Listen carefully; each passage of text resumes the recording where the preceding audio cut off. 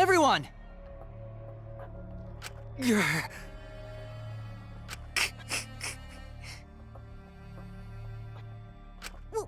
What? Don't worry. Hey!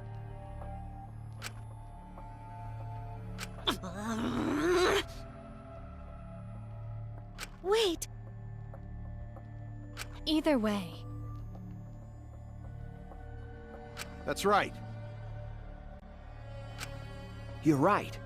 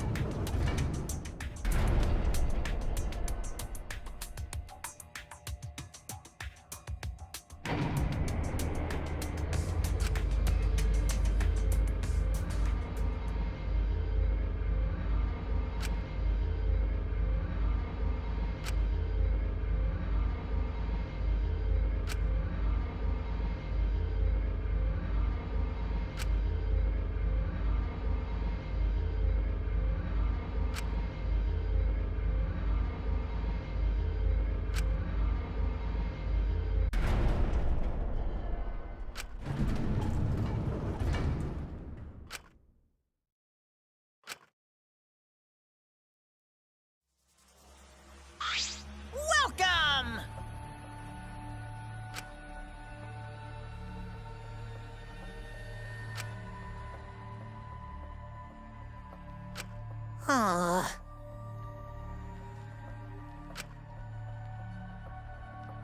Wonderful.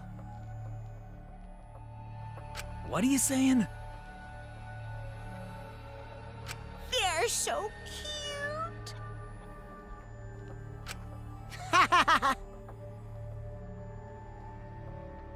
Oh? Hmm?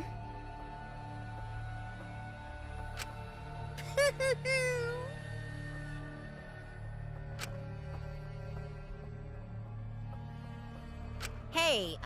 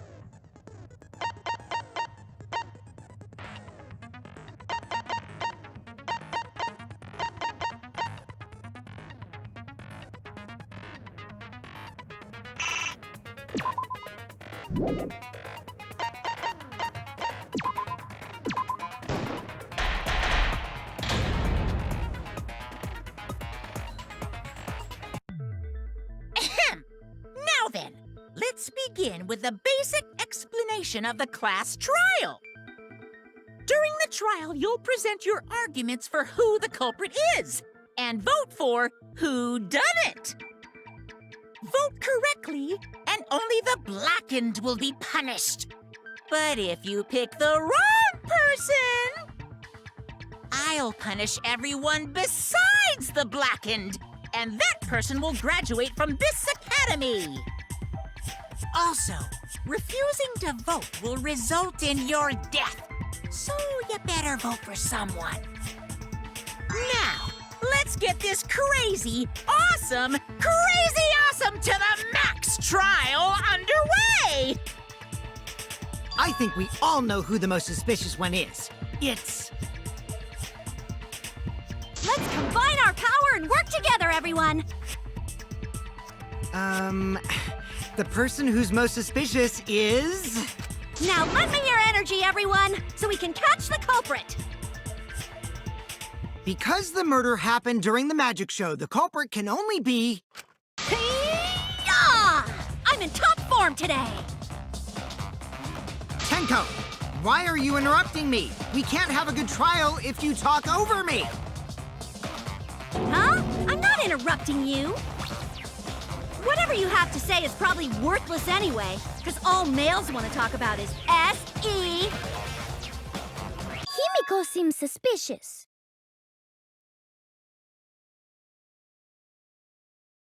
Hey! Angie, how can you accuse Himiko? Aren't you her friend? I'm just telling you what Atua is telling me. He is using his divine knowledge to show us the way to survive. You should thank him, lest he pour his holy wrath upon you all. Screw Atua!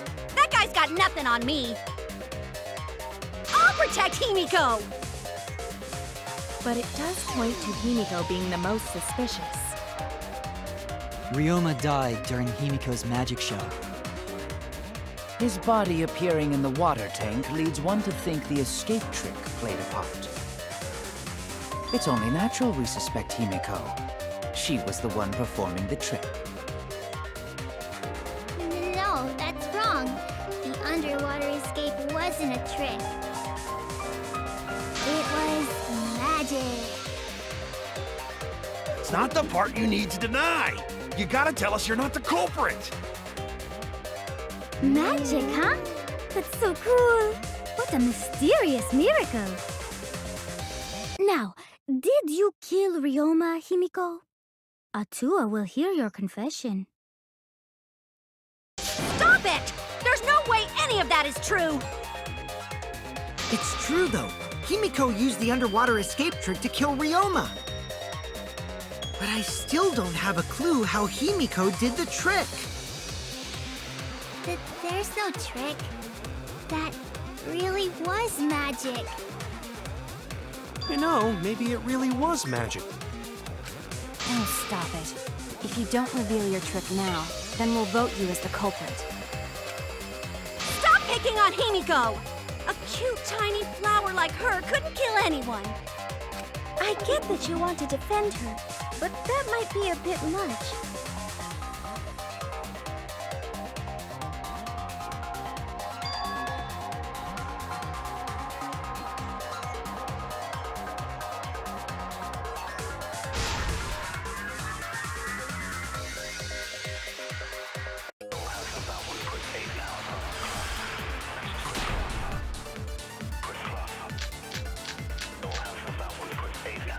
Atua has blessed me with an epiphany. The culprit used the underwater escape trick to pull off a sneaky switcheroo with Ryoma. After that, the time ran out. The tank above Ryoma opened and piranhas came pouring out. Ah, and he was eaten alive! Eaten to bone by piranhas. Savage way to go. No, that's wrong. The underwater escape was no trick, it's magic.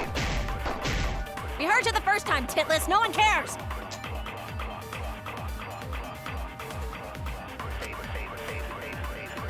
Atua has blessed me.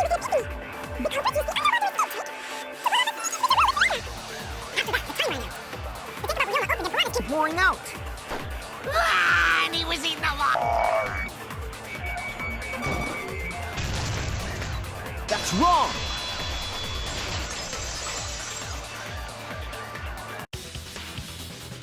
No, Ryoma's death was not caused by the piranhas. The Monokuma file indicates the cause of death is drowning. So it wasn't the piranhas then. He was drowned. Ooh, I see. I haven't checked the Monokuma file yet, so that's news to me. You lying little brat! Telling lies is what turns you into a degenerate male! So what? Ryoma drowned, Himiko changed places with him, and then the piranhas ate him, right? No, Himiko only had 60 seconds to escape from the tank. Even if they changed places at the start of the show, that's insufficient time to drown someone.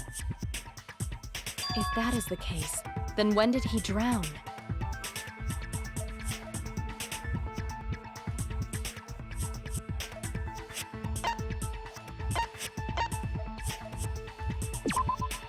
That's it!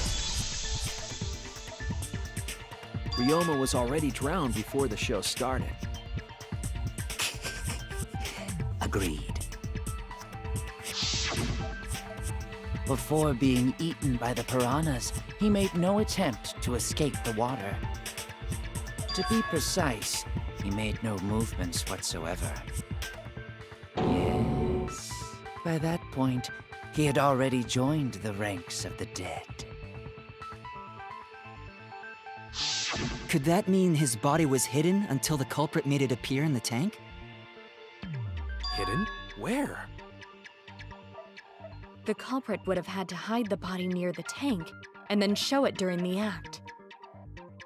Easier said than done. Was there a place on stage where the culprit could have hid the body? Oh, wait! Himiko should know since she performed the underwater escape trick. Himiko, why won't you just explain it to us? 'Cause it's magic. And no, maybe it really was magic. Shut up. Himiko is committed to her act, but those who deal in dreams are oft liars.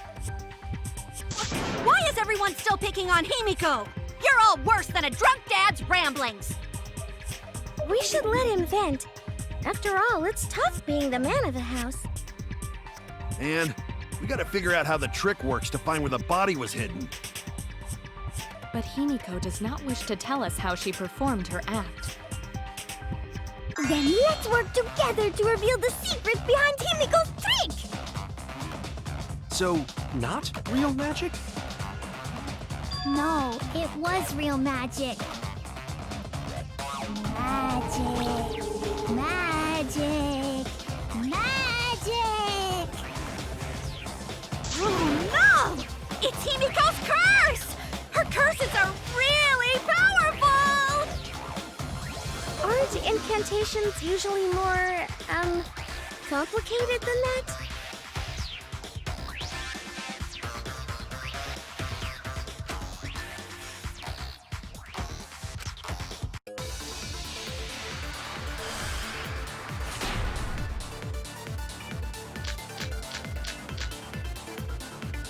How did Himiko escape the water tank? Maybe she just climbed out and no one noticed. Nah, she definitely would have been caught. Perhaps a mechanism was set up on the stage. The curtain covering the tank was certainly suspicious. What about that square pane of glass we found in the tank? Maybe the tank had a secret hatch. It must be real magic! Yeah! Real escape magic! Maybe there were two Himikos. And one of them was Tsumugi in disguise. Hey, my costumes aren't disguises. How did Himiko escaped the water tank. Maybe she just climbed out and no one noticed. Nah, she definitely would have been caught. Mechanism. Uncovering the tank was certainly suspicious. What about that square pane of glass we found in the tank? Maybe the tank had a Secret hatch. I agree.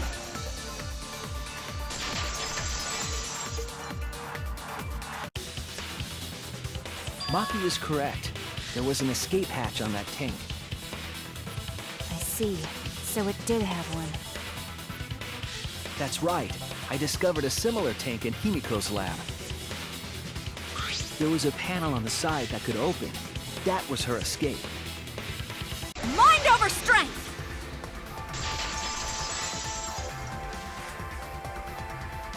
No! Your logic is all wrong, Shuichi. What do you mean? And you don't even know why you're wrong either. Typical degenerate male. I'll smash in your face with my fists of hot burning steel!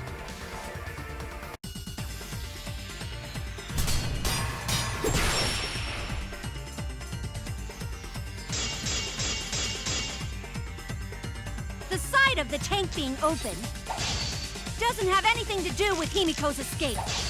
She didn't use an escape hatch. I know she didn't do that. And now, I'm gonna punch you! Wait a second. Before you punch me, what makes you so sure she didn't? Because if she escaped from a hatch in the tank, the water would have gushed out with her. There would have been water everywhere. That wouldn't be magical at all. The whole trick would be ruined. With that out of the way, I'm gonna punch you!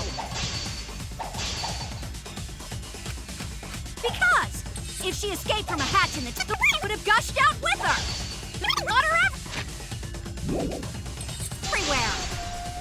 I'll cut through your words!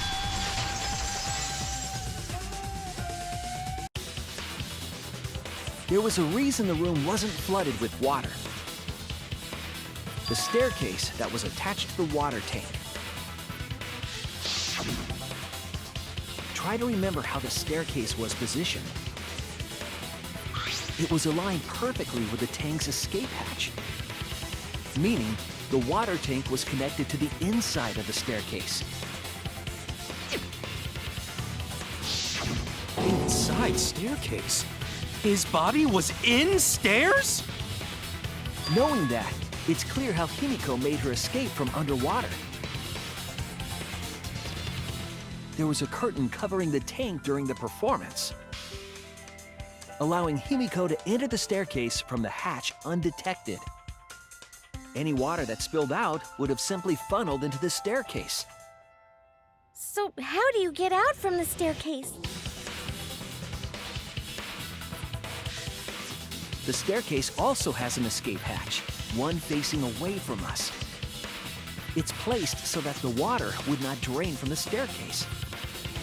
In which case, a person could exit and leave water inside the staircase.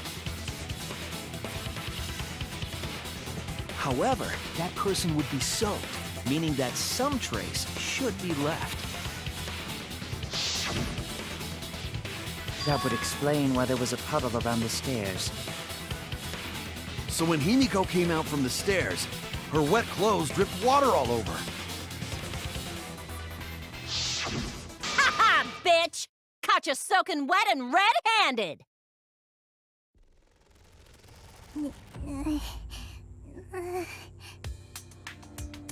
Judging from Himiko's reaction, you hit it right on the bullseye. But Himiko's clothes should have been wet when she left the water tank.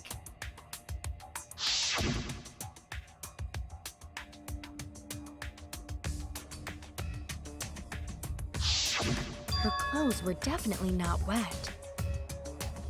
Of course.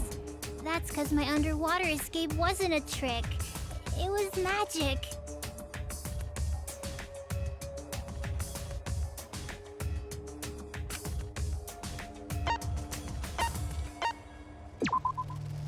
That's it! It's because she changed her uniform.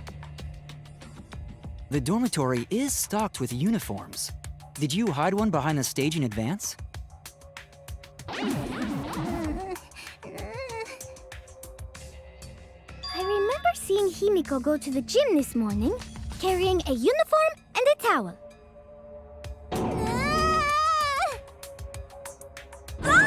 Why would you say that? I see.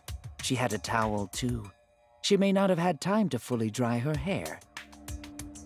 But her short hair and hat ensured we were none the wiser. Himiko can't get wet, because her body repels water. Huh? Like a duck? Himiko, come on. Give it up already. Fine. You win. It's just like you said. The water tank and staircase both have mechanisms. So I was correct. But that doesn't mean I used them. I didn't need them, because I used my magic. Again with the magic crap. Were you dropped on your head as a kid? Now that we understand how the trick was performed, let us move on. Yes, let us proceed. Where did the culprit hide Ryoma's body?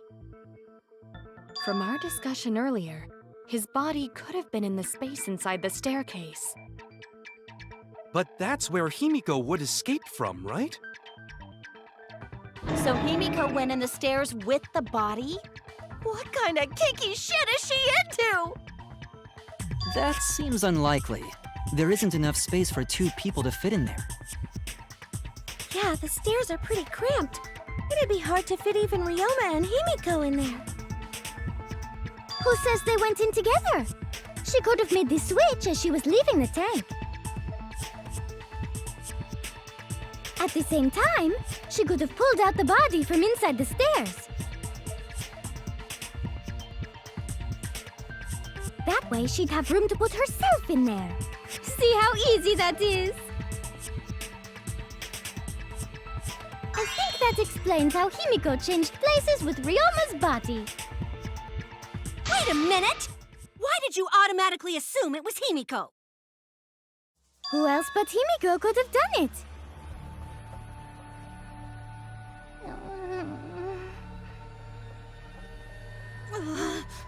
Angie, you spent more time with Himiko than any of us, so why are you accusing her? You may think you're protecting Himiko, but what if she really is the culprit? We'll all die, and it will be all your fault. Atua will lose precious devotees. Are you okay with that, Tenko? I'm totally fine with that. I don't care what anyone says. Himiko would never murder someone. That's what I believe more than anything. I want to believe in her, no matter what. If I can't do that, then I'd rather just die. So until this body takes its final breath, I'm gonna keep believing in Himiko.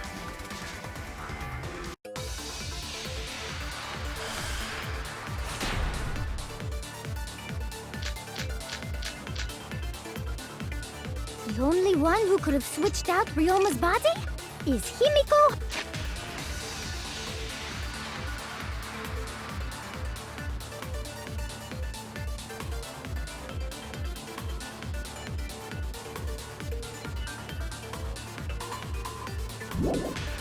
Herself. When Himiko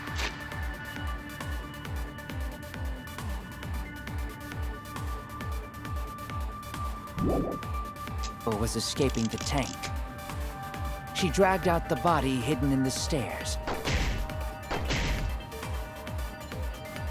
and simply switched places with it. Are you telling me you saw that happen?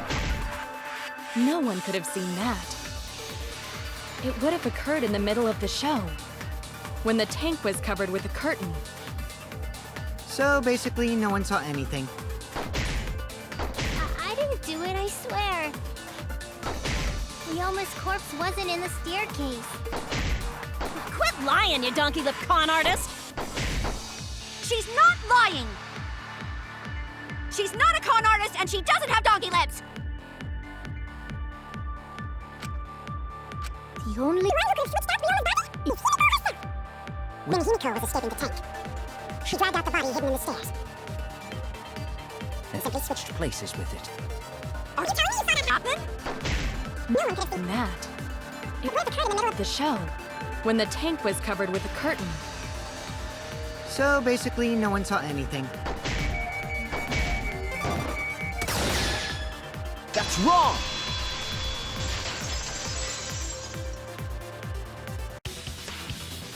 Someone did see inside the tank.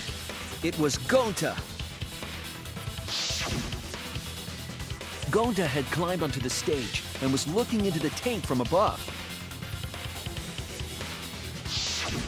Isn't that right, Gonta? Yeah, Gonta saw down into tank, but saw no one in there. No one was in there? Yeah, no one. Guess that clue no good, huh? No, that's actually a great clue, because if Ryoma's body was hidden inside the staircase, Himiko would have had to pull him out before she went inside. There certainly wasn't enough room in the staircase for both of them. But that means, if the tank was empty when Gonta looked, Ryoma's body must not have been hidden in the staircase. What if they squeezed into that space with Ryoma's body to avoid getting caught? She had no need to worry about us witnessing her at that point. For the entire stage was hidden behind a curtain. To all but Gonta, anyway. Then the culprit never would have considered hiding inside the staircase with the body. Entering the staircase after moving the body is much faster, and seems more rational too. Then Ryoma's body wasn't hidden in the stairs? Someone better say where the fucking body was hidden, or I'm gonna start cutting throats!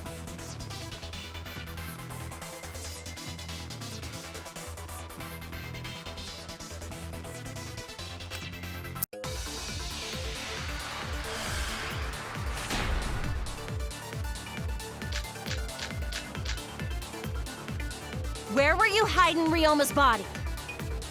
It wasn't really in the stairs, was it? After all, there was only enough space for Himiko. Well, how about behind the curtain?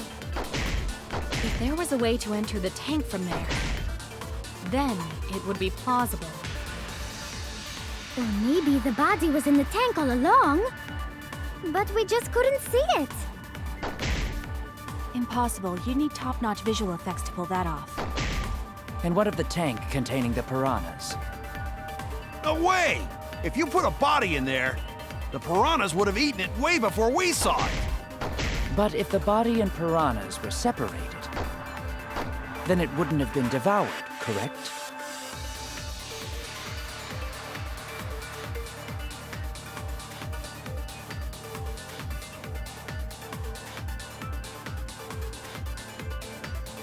Where were you hiding Ryoma's body? It wasn't really in the stairs, was it? After all, there was only enough space for Himiko. Well, how about behind the curtain? If there was a way to enter the tank from there, then it would be plausible. Or maybe the body was in the tank all along, but we just couldn't see it. Impossible. You need top-notch visual effects to pull that off. And what of the tank containing the piranhas? No way! If you put a body in there, the piranhas would have eaten it way before we saw it. But if the body and piranhas were I agree!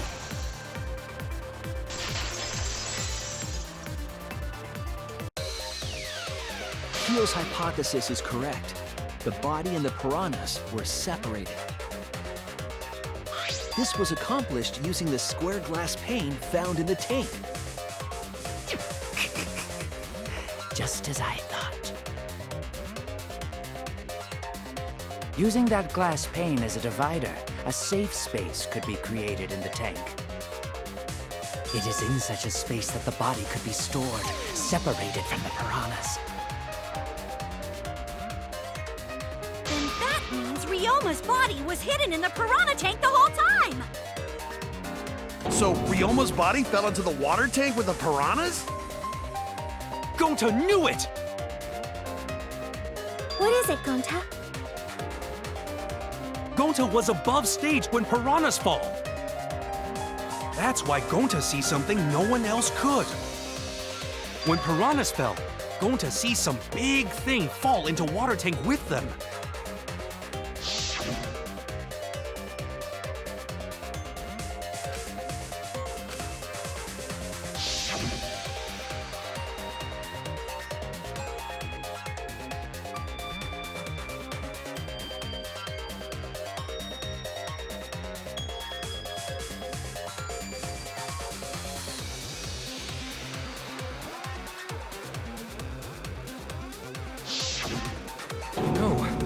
Now that Gonta think about it, Gonta maybe see Ryoma's body.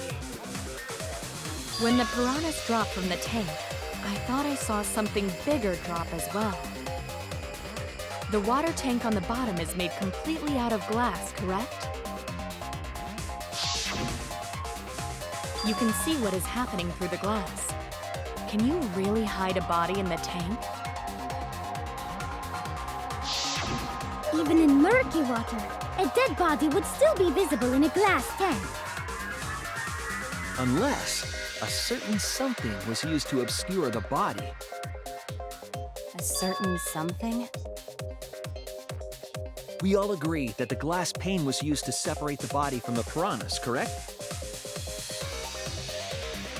Well, that method has the added benefit of hiding the body from view. Yeah? How could you hide a body like that?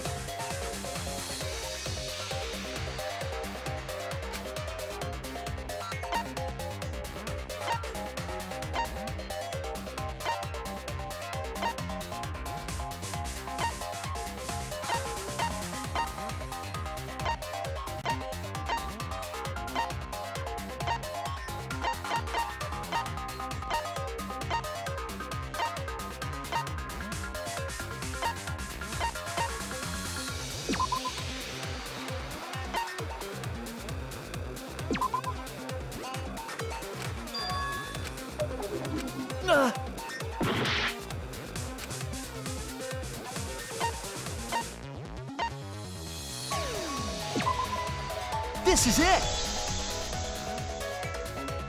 It was the piranhas. The piranhas were obscuring the body. Huh? The piranhas? That's right. Remember what Angie said during the investigation?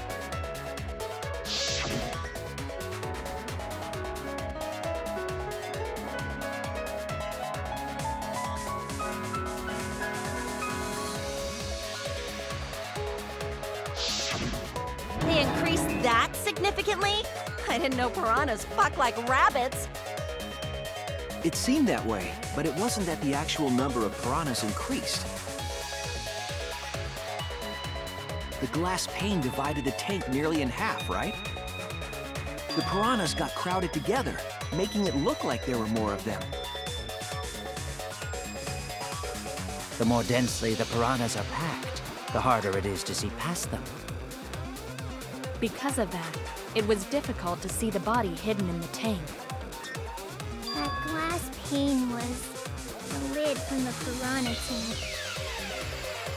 It was really easy to detach that lid, so it's no wonder they used it as a divider. Gee, thanks for telling us that useless detail. What the heck are you saying? That detail was super useful! Sure, the lid looks a little big, but if you set it diagonally, it would fit perfectly.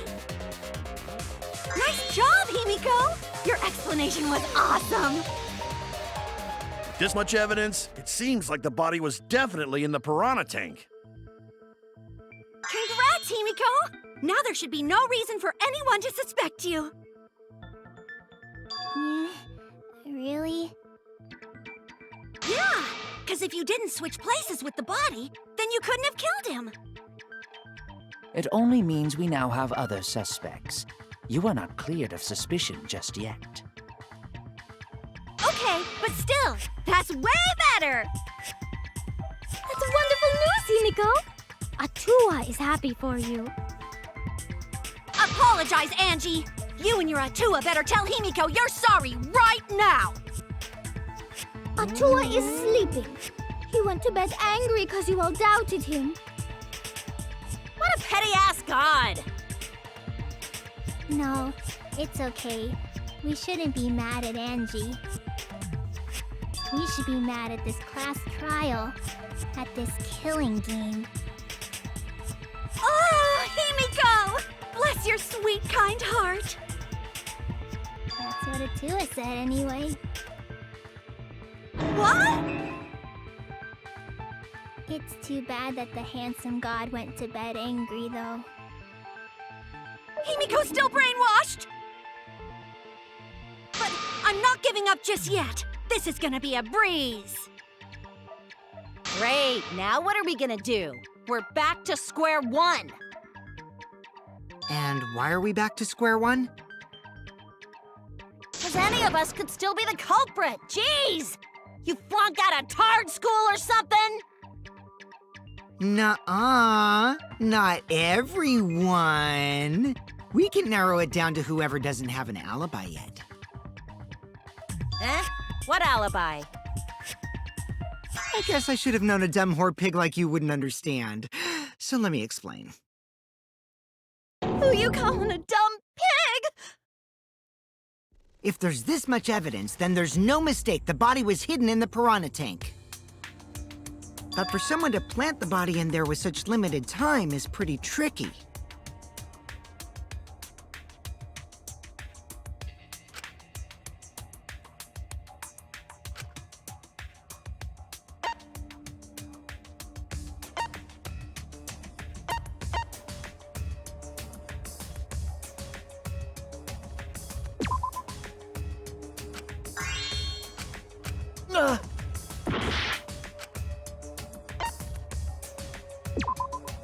That's it! It was done yesterday, before nighttime. Ding, ding, ding! The ultimate detective gets it right again! Oh, wait. How do you know it was before nighttime yesterday? Stop asking me dumbass questions. It could have been solved with the process of elimination. Jeez. Fine. I'll explain it to the itty-bitty pea-brained bitchlet. The bitchlet? First, the gym was closed during nighttime, so no one could have entered. Because if you try to enter the gym at night, it'll go off. You talking about my butthole? No, she means the alarm! After nighttime passed, morning came. But hiding the body before the show was... Impossible! Himiko and I were waiting in front of the gym before the morning announcement. Which leaves only one possibility. It was done before nighttime yesterday. Anyone who doesn't get this is just as stupid as the whore bitchlet over there. So the culprit placed Ryoma's corpse in the piranha tank before nighttime yesterday? Which means he was also killed during that time frame. Yay! Now we know what time the crime happened, right? I still don't really get it, though. Can we narrow down the time of death a bit more?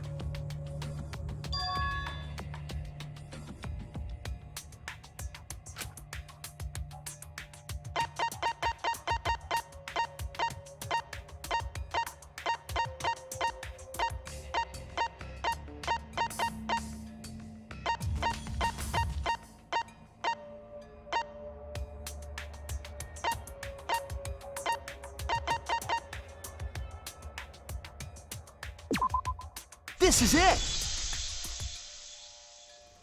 If we can find out who last saw Ryoma alive, we can narrow down the time of death. Hirumi, you were asking everyone when they had last seen him, right? Yes, Gonta was the last person who saw Ryoma. What? Really? And when was the last time Gonta saw Ryoma? When Gonta was inviting everyone to insect meet and greet, so... Gonta think that was maybe 8 p.m.? If he was last seen at 8 p.m. and was killed before nighttime officially began, Then we can assume the crime took place between 8 o'clock and 10 o'clock at night. So all we must do is find someone with no alibi for that time period, yes? Simple enough. After all, most of us were detained by Gonta then. If I recall correctly, the only people that weren't there besides Ryoma... That would be the four of us. Myself, Kaito, Miu, and also Maki. Well, Kirumi, you would tell the truth, even if it screwed you over. I do this for everyone. It is my duty to unveil the truth, so I do not care if people suspect me. Ah, beautiful! Your spirit of self-sacrifice is just too beautiful! I will also say this. The crime took place between 8 and 10 o'clock at night, and I was at the gym during that time.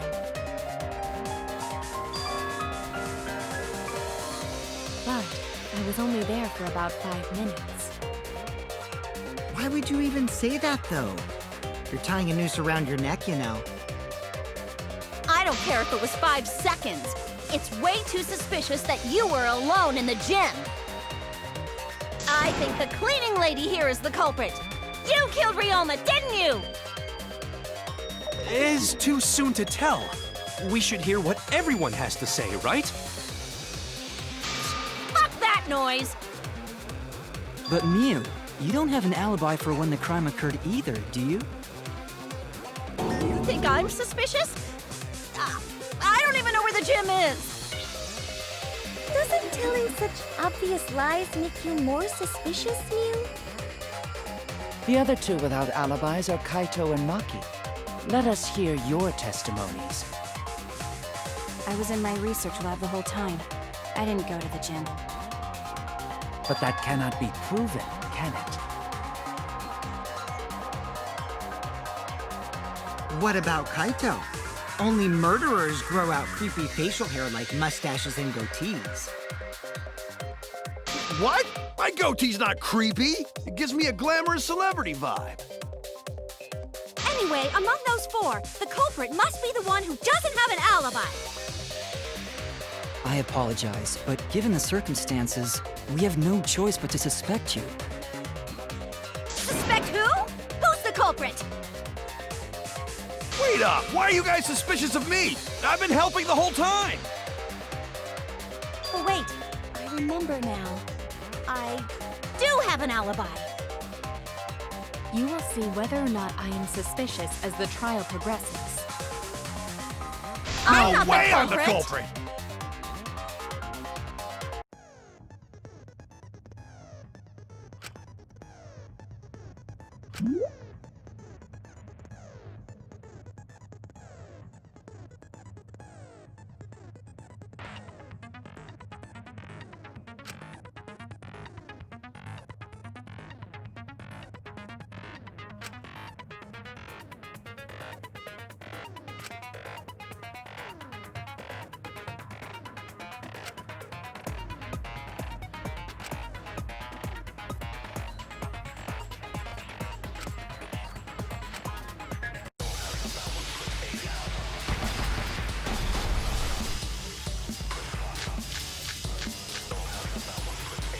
I have an I was alibi. running away from Gonta! What is your Tried alibi? hiding in the 5 classroom. minutes. When I was running from I even Phoenix, tried and hiding the in the others girls' were with bathroom. things got a little heated if you catch my Until they drift. left the Filthy zone. male pervert! What's Monkey's alibi? Then right before nighttime, I got tired and fell asleep. Did you really leave the gym at 9 p.m.? Are you sure you did not stay at the gym? No, in my own room. Jeez.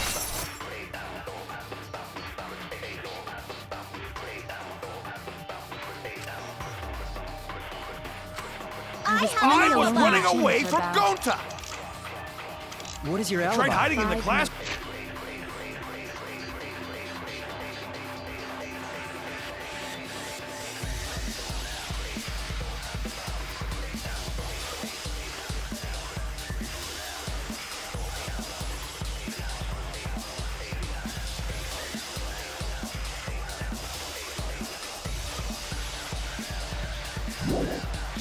Room. When I was running from I even tried hiding in the girls' bathroom. Things got a little heated if you catch Until my they drift. left with Nothing Gonta. perfect. What's Monkey's That was alibi? 5 Then minutes right before before 9 nighttime, I p.m. got tired and fell I asleep. didn't run Did you really leave the gym at 9 p.m.? Are you sure you did not stay at the gym? No, in my own room. Jeez.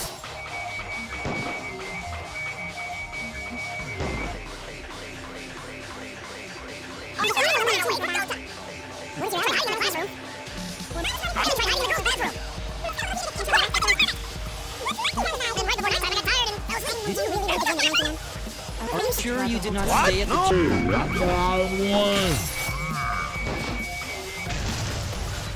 I heard it!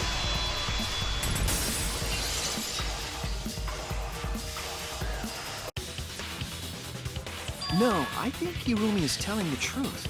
Kokichi's story proves it.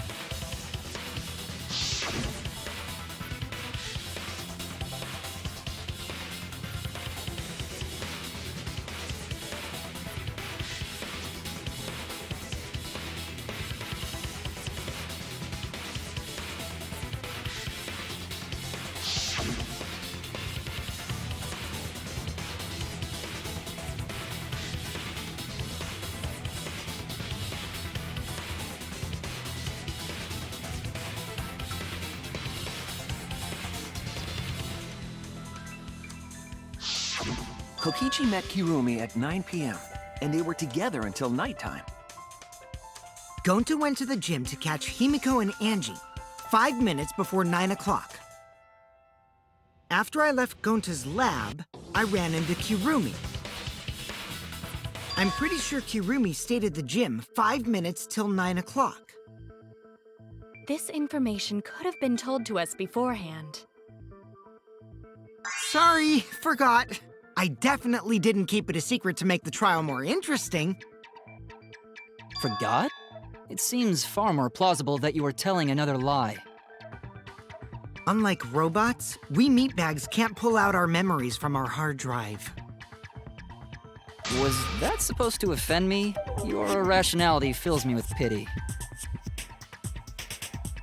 If I am the culprit, that would mean I killed Ryoma within 5 minutes, transported him to the gym, and hid him in the piranha tank. This seems highly unlikely. If you called Ryoma out to the gym and killed him there, you wouldn't need to move him. All you would have to do is hide him in the piranha tank. Gonta was in the midst of heading to the gym to capture Angie. Are you claiming I took advantage of that and called Ryoma for a rendezvous at the gym?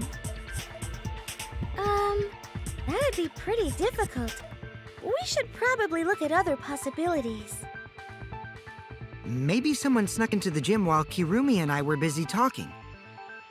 The only ones capable of that are the other three with no alibis. Mew, Kaito, and Maki! Ah! You're including me, too? But there's actually one person we can rule out of the suspects list. Right? There's one person who's totally not suspicious. Say who it is already.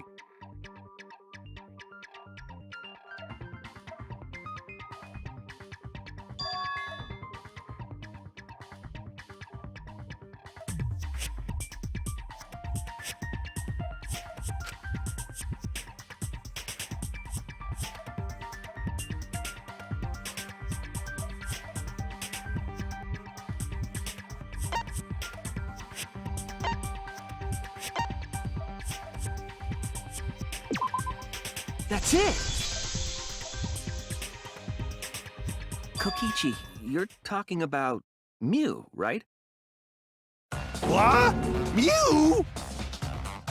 Yeah, you can take her off the list. She actually has an alibi. Booyah! Suck it, nerds! Wait a sec. Since when does she have an alibi? If you compare everyone's statements, there's no other possibility.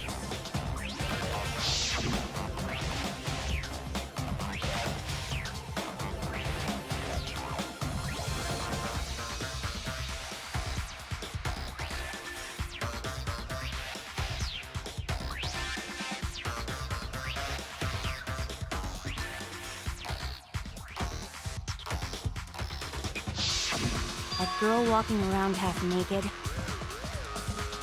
Who else could it be but the horny exhibitionist Mew? We can't just jump to conclusions like that. He just saw a shadow, right? That could have been anyone walking around in women's underwear, even me. That'd be a whole different issue. No, it's Mew, without a doubt. Mew and Gonta's statements prove it.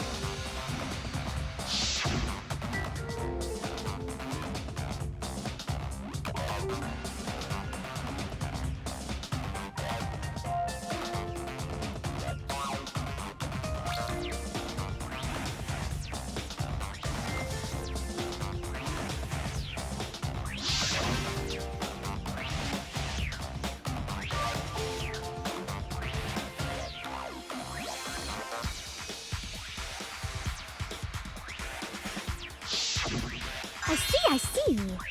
It sounds like Gonta got an eyeful, What? Why the heck were you in your underwear, Mew? Well, 'cause, I'm Pretty stacked, so... I figured I'd take my clothes off so Gonta would be too flustered to touch me. That's my story, and I'm sticking to it, you cockroaches! Anyway, I think the blood rushed to both of Gonta's heads because he got super embarrassed. Mew was in her underwear, and Gonta got weird feeling. So Gonta ran away. Well, when you got the body of a goddess, it's only natural to want to flaunt it. I show my panties to the boys all the time. And I mean all the time. So you're welcome, Gonta. Think of me during your next tug session. Most of that was unintelligible nonsense, but it would seem that Mew has an actual alibi. Yep, it took a while, but at least we got everyone's alibis cleared up. We should remember all of this in case we need to recall these events again.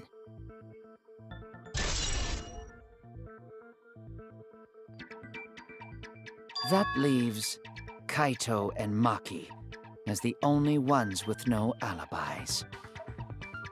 Then one of them must be the culprit. But which one, I wonder? Eeny, meeny, miny, mo gets the culprit by its... Hold up! Don't decide just yet!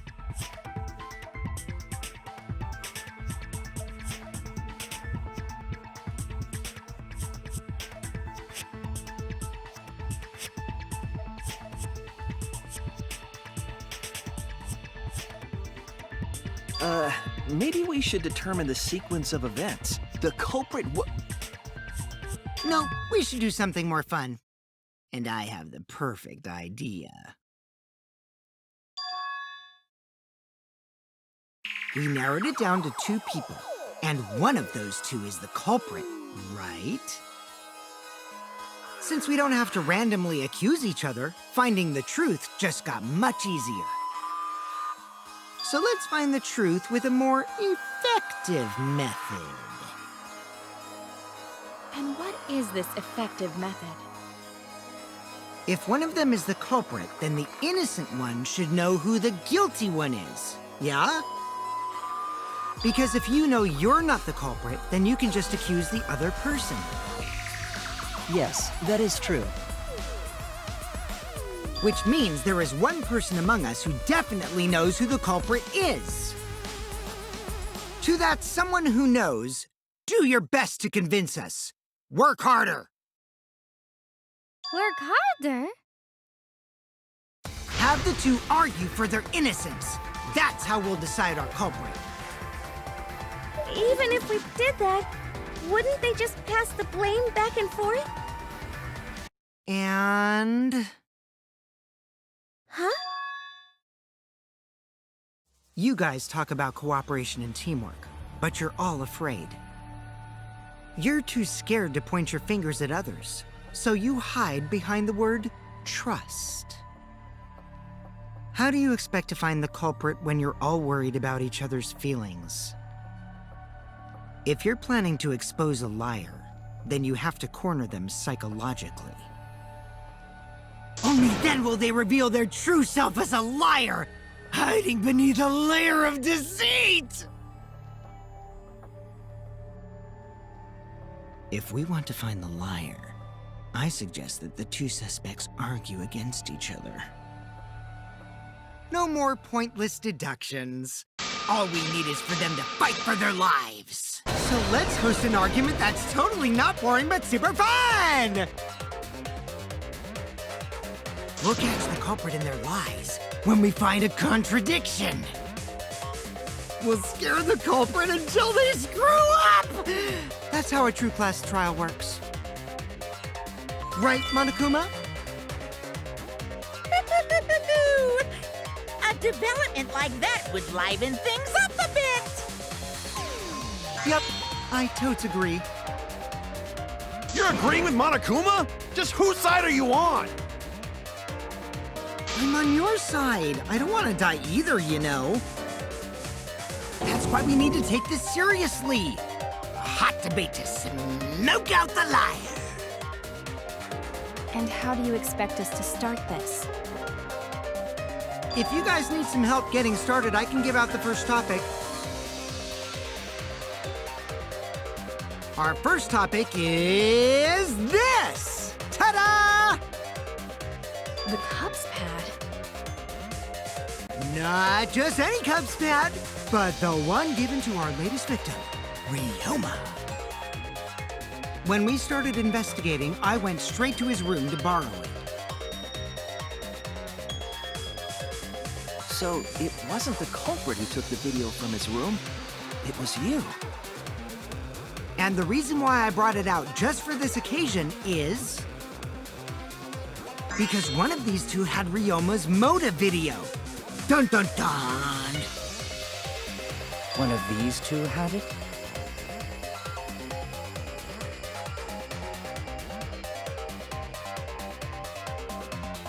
And for us to figure that out, we need to know who this motive video belongs to. Take a guess, everyone! Whose motive video did Ryoma have?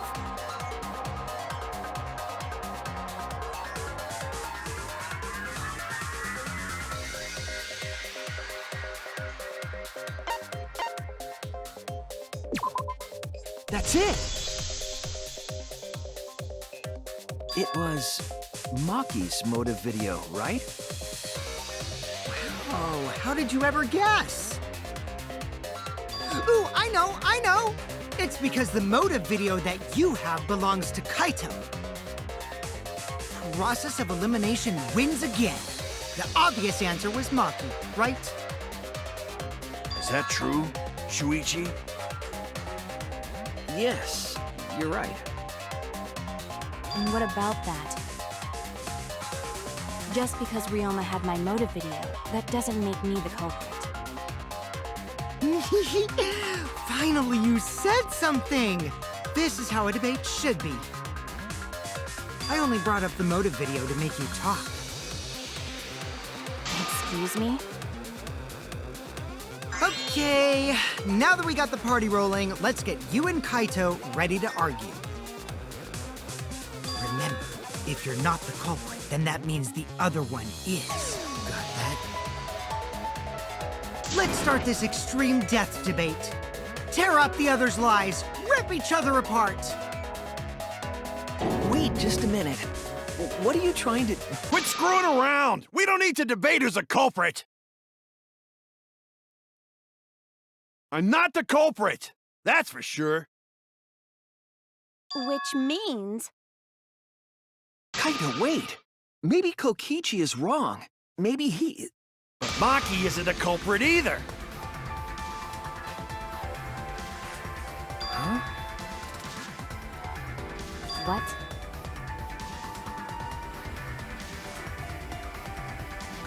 Huh? Really? You're saying neither of you are the culprit? Then what would be the point of this whole debate? Who cares about that? All I know is that neither me or Maki are the culprit. It's just a hunch I've got. Hunch? Are you being serious? You do know all our lives are on the line here, right? And you're betting our lives on just a hunch? You don't get it. This isn't just any hunch. This is an official hunch from the Kaito Momota, Luminary of the Stars. What? How illogical. This is even more difficult to comprehend than Kokichi's antics. You're totally not serious. You can't be that stupid, right? No! He might actually be that stupid! Damn idiot! A two-a-damned idiot! Hey, don't call me an idiot! Anyway, me and Maki aren't the culprit. There's no doubt about it. I believe in Maki. You what? You believe in her? But based on what? Huh? I don't gotta base it on anything. No matter where the clues point. In the end, the only thing that matters is what I believe, right? Whether I believe or not. Whether I want to believe or not. That's the only thing that matters. So, you do not have any evidence? Only baseless conjecture. But I totally get where he's coming from. Because I want to believe in Himiko, too.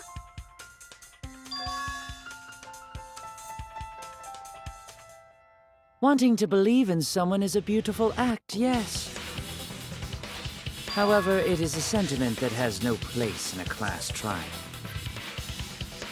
He's an idiot after all. It's okay to be idiot, as long as you believe in people.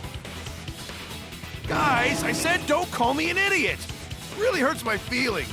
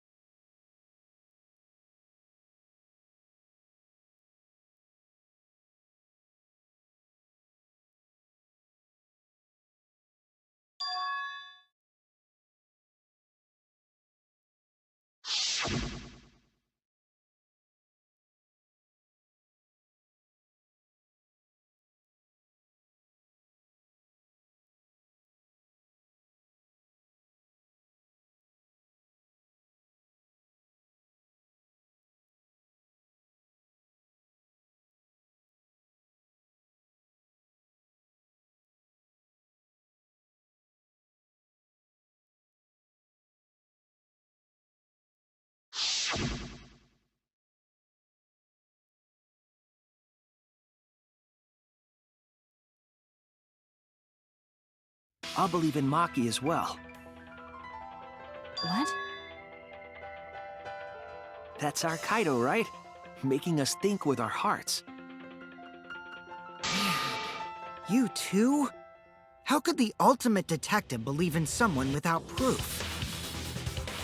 But there's no proof linking Maki or Kaito to this crime either. I believe in innocent until proven guilty. For now, they are innocent. Right on, Shuichi. I knew I picked a good sidekick. And by the way, I might be the ultimate detective, but I'm in training. I told you that, didn't I? I'm just an apprentice, not a real detective. How do you plan to get closer to the truth without suspecting either of them? Unless you have evidence to the contrary, these two will remain suspects. So I just have to turn it around, right? Huh? It's not like I owe that idiot a favor or anything just because he defended me. But that hopeless idiot may have encouraged me a bit. Seriously, enough's enough! Stop calling me an idiot! What are you trying to say, Maki? I didn't want to say anything, but I can't stay silent forever. So I'll tell you. Oh, tell us what? I met up with Ryoma during nighttime yesterday. With Ryoma? At nighttime? So Ryoma was still alive at nighttime? I thought the crime took place between 8 and 10 o'clock at night. But that's wrong, because I met up with Ryoma during nighttime. If that's true, then we have no basis for suspecting only Kaito and Maki. That's right. Everyone suspected them, because they have alibis for those times. That means me and Maki aren't suspects anymore. Quit fucking around! You think I'm dumb enough to swallow that line of crap? Yes, this seems too convenient. But why did Maki wait until now to mention that? It's totally obvious! Maki's so desperate that she has to lie!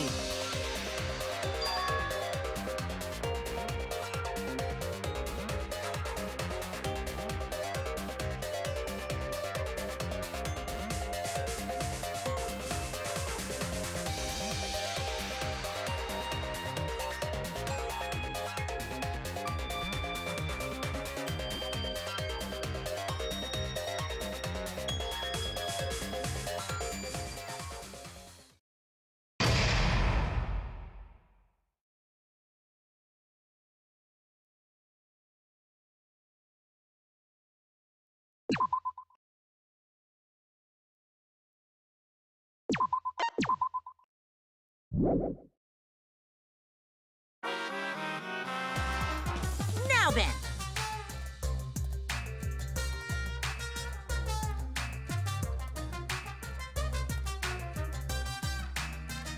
The hell you saying?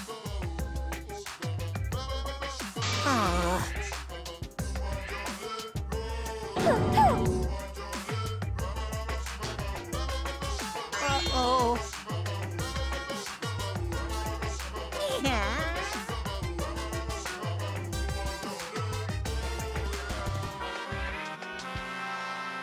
Now then.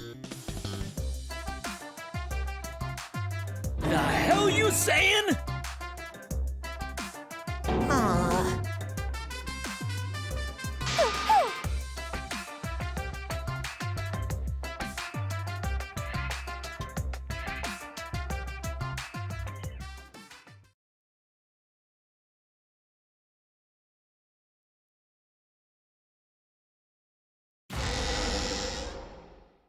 Another shocking truth revealed.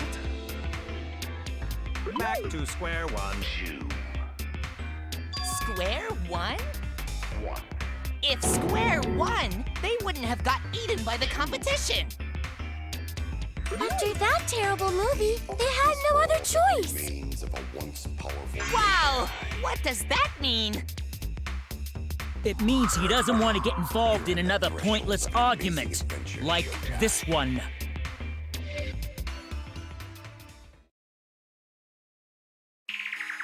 We shouldn't listen to anything Maki says. She's just gonna throw out more lies. But if we don't ask her for more details, how will we know for sure? I told you already, we don't need to. I hate liars. Liar, liar, pants on fire. More one to talk. Maki, just ignore that lying little degenerate. We'll listen to what you have to say. It must have been a little after midnight last night. He visited me at my research lab. He wanted me to show him the motive video that I received. Motive video? If Ryoma came to ask about that, does that mean you had his motive video? As I recall, Ryoma had Maki's motive video, correct? Does this mean you and Ryoma received one another's motive video? Maybe. I actually didn't check the one I got, so I wouldn't know. Maki admitted earlier that she hadn't checked her Cubs pad. Then why did Ryoma think that Maki had his motive video? If he went around asking at random, he might have asked some people besides Maki. He never asked me. He probably never asked you guys either, right? Then, who was it that told Ryoma about his Cubs pad?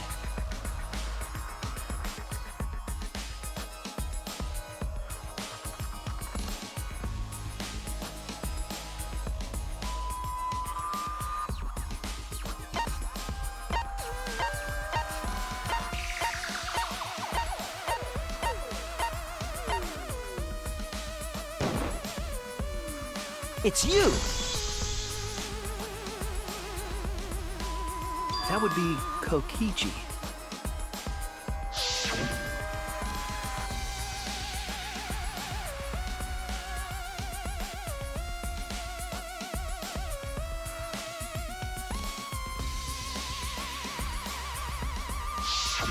So, you saw the motive videos.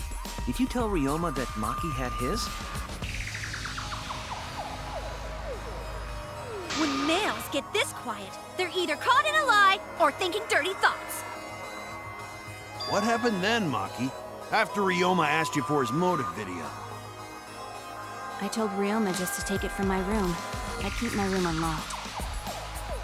Wow, Maki, that's super careless. Aren't you scared someone might kill you in your sleep?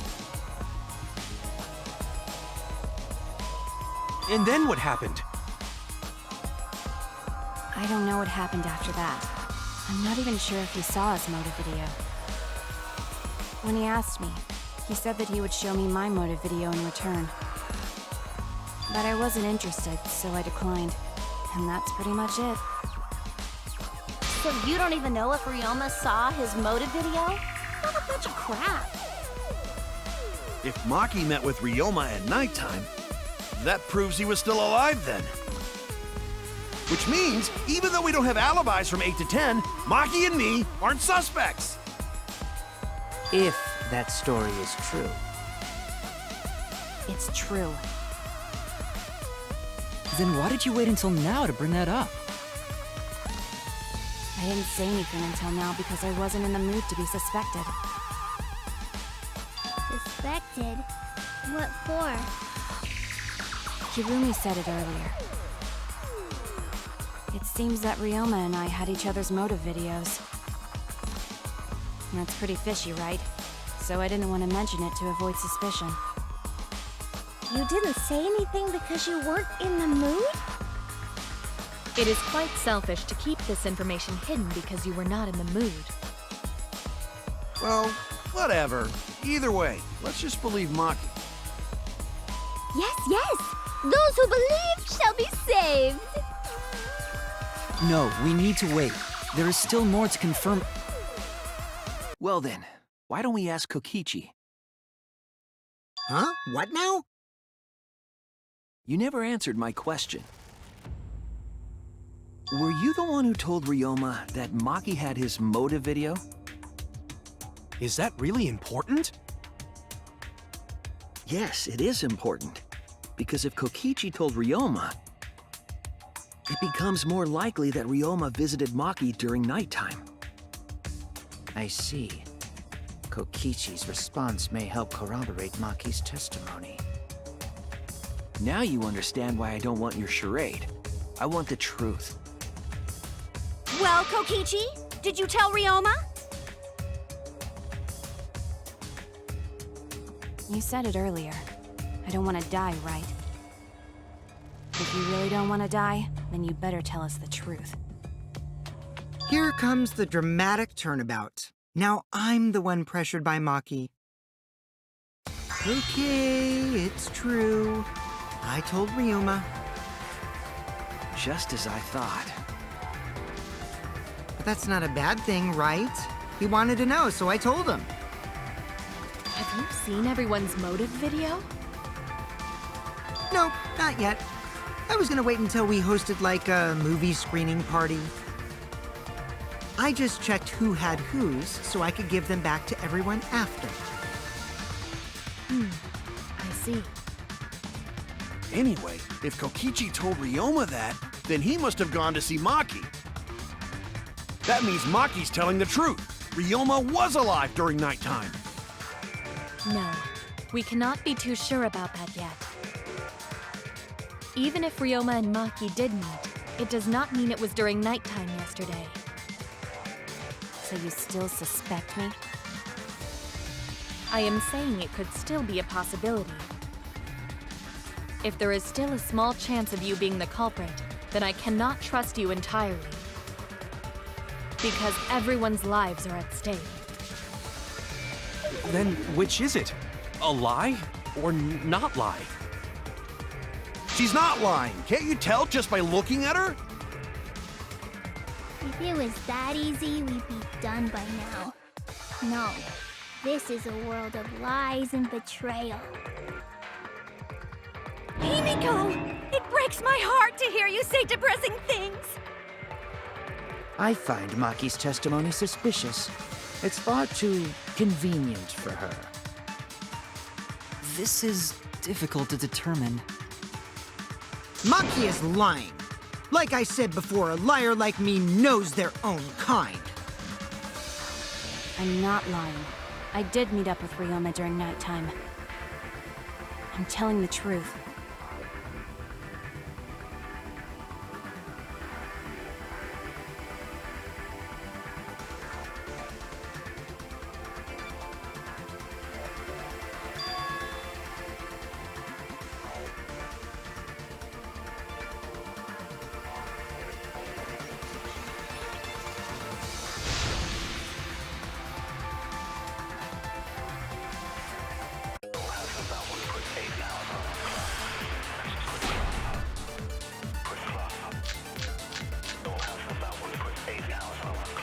I met with Ryoma the previous night. What a load of crap!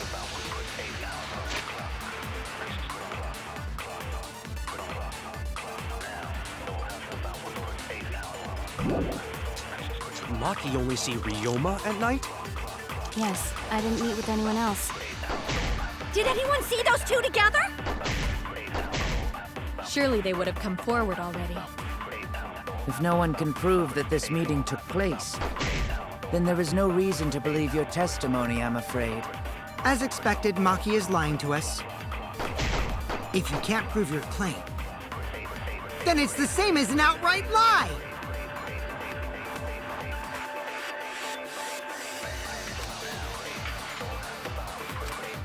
I met with Ryoma the previous night. What a load of crap! Maki only see Ryoma at night? Yes, I didn't meet with anyone else. Did anyone see those two together?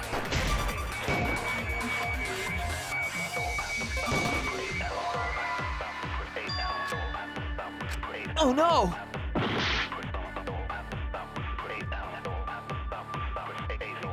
I met with Ryoma.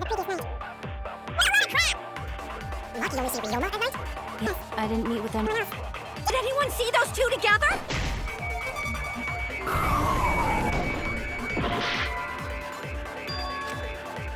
Oh no! I met with Ryoma the previous night. What a load of crap! Maki only see Ryoma at night? Yes, I didn't meet with anyone else. Did anyone see those two together? Surely they would have come forward already. If no one can prove that this meeting took place, I'll reveal the truth.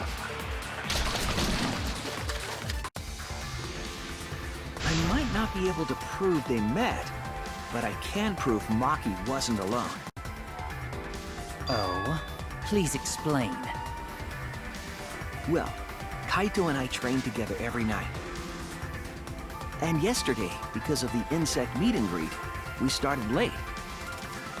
Huh? Ah, Kaito, don't worry. You don't have to say anything.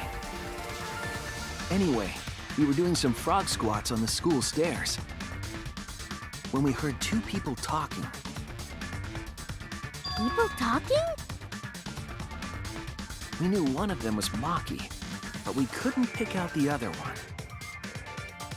But now that I think about it, it must have been Ryoma. What? Yeah, maybe. That was probably around midnight. Wait a minute! If you heard their voices, then that means... So Ryoma and Maki did meet up. No, hold up! Why'd you sit on that info for so long? Because until just now, I didn't think it was relevant. I had no reason to bring it up. Now, we don't know if Maki was really talking to Ryoma, right? That is true. If I knew for certain, I would have said so sooner. But considering the circumstances, I can't imagine it being anyone but Ryoma. None of us were talking to Maki last night, correct? So it must have been him. And nobody say you suddenly remember talking to Maki. It's way too late for that. And you two did not confirm who Maki was talking to at the time? If I overheard a conversation in the middle of the night, I surely would have checked. We are still part of a killing game after all. Whoa, chill out. Why the scary face? That was my bad, but it's not really manly to eavesdrop, you know? I wouldn't do something so uncool. Anyway, I know that we heard those voices. Maki is not lying. Then Gonta will believe friends. You're gonna believe him? Just like that? But Shuichi has no reason to lie. Yes. If his lie leads us to the wrong culprit, he will join us in eternal sleep. Unless he wishes for death, we should be able to believe him. That's right. You can believe me. Yeah, you're right. I'll believe him too. Belief shall set you free. I'd be so surprised if Shuichi was a liar, especially after we believed him for so long. We wouldn't be able to trust anyone anymore. Well, it's not like he's lying anyway.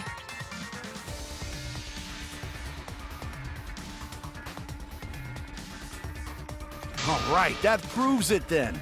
Ryoma was still alive during nighttime. In other words, me and Maki aren't suspects anymore. But I guess that means everyone's alibis no longer matter, yes? So, everyone is culprit again? So, we're right back where we started. What a pain. However, it should be clear now that the crime occurred after nighttime began. But then when was Ryoma's body placed inside the piranha tank? Well, the gym is locked at nighttime, so it must have been the next morning, but... That's not possible. Himiko and I were at the gym, remember? So did we fuck up by thinking the body got stuffed into the piranha tank? I don't think so. We have evidence to prove that's what happened. Then when did the culprit throw the body into the piranha tank?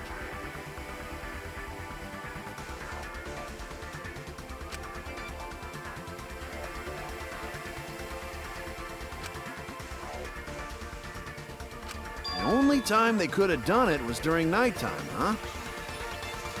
Did you forget the gym's not open at nighttime, dick cheese? Dick cheese? But that's the only possibility, because by morning we were already at the gym. It may be possible they slipped by without you noticing. No one can slip by me. I'm known far and wide as the snoozing sorceress.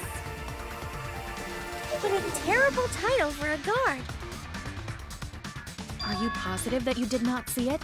You cannot enter the gym at nighttime. Himiko would have seen it. She might strike out, but she always keeps her eye on the ball. I don't even play baseball. But we can't disobey school rules, right? The body was probably moved in the morning. Calm down, everyone. Gonta sure if we discuss disagreement. I see through your arguments. Disagreement? What? A disagreement? You mean you're split down the middle again? Then the Ultimate Academy is proud to present its very own more phenomenal trial grounds! Yippee! We've been waiting for this! Jeez, we gotta do that whole crazy thing again?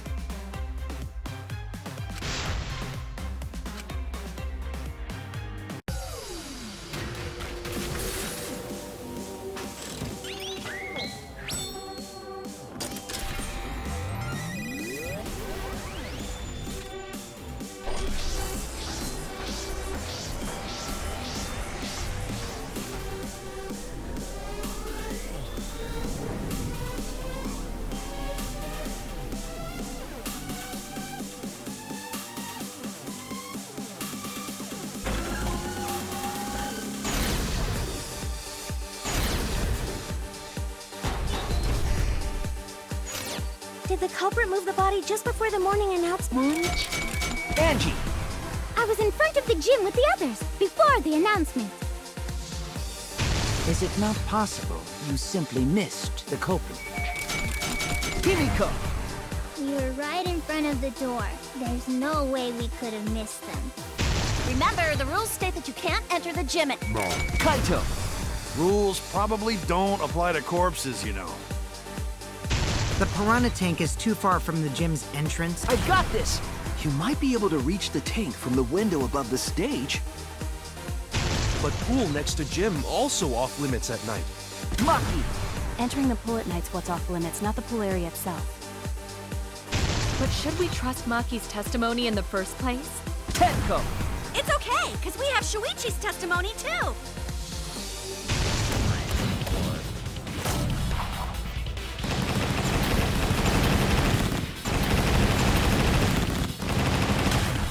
This is our answer!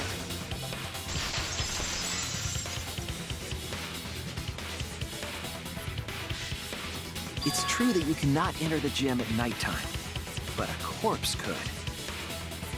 I am positive that the window was how the culprit moved the body. That window's higher than the piranha tank, and it's pretty close by.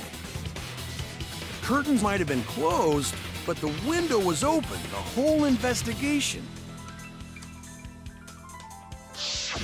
That means it was certainly possible to put the body in the piranha tank from the window. However, I'm also positive the pane dividing the piranha tank was set up beforehand.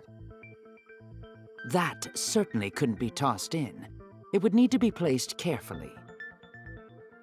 Even if the culprit were to throw the body from outside the window, the window is far too high.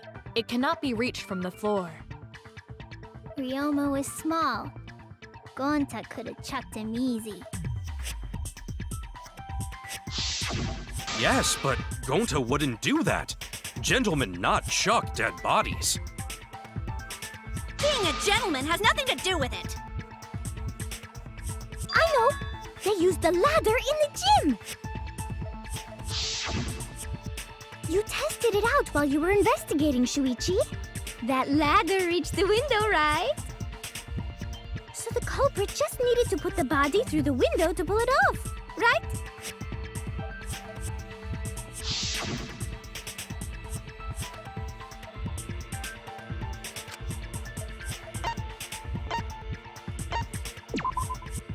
That's it! The only reason the ladder reached the window was because it was on the stage. If you used the ladder on the pool side, it would not quite make it. The ladder could barely reach the window when it was on the stage.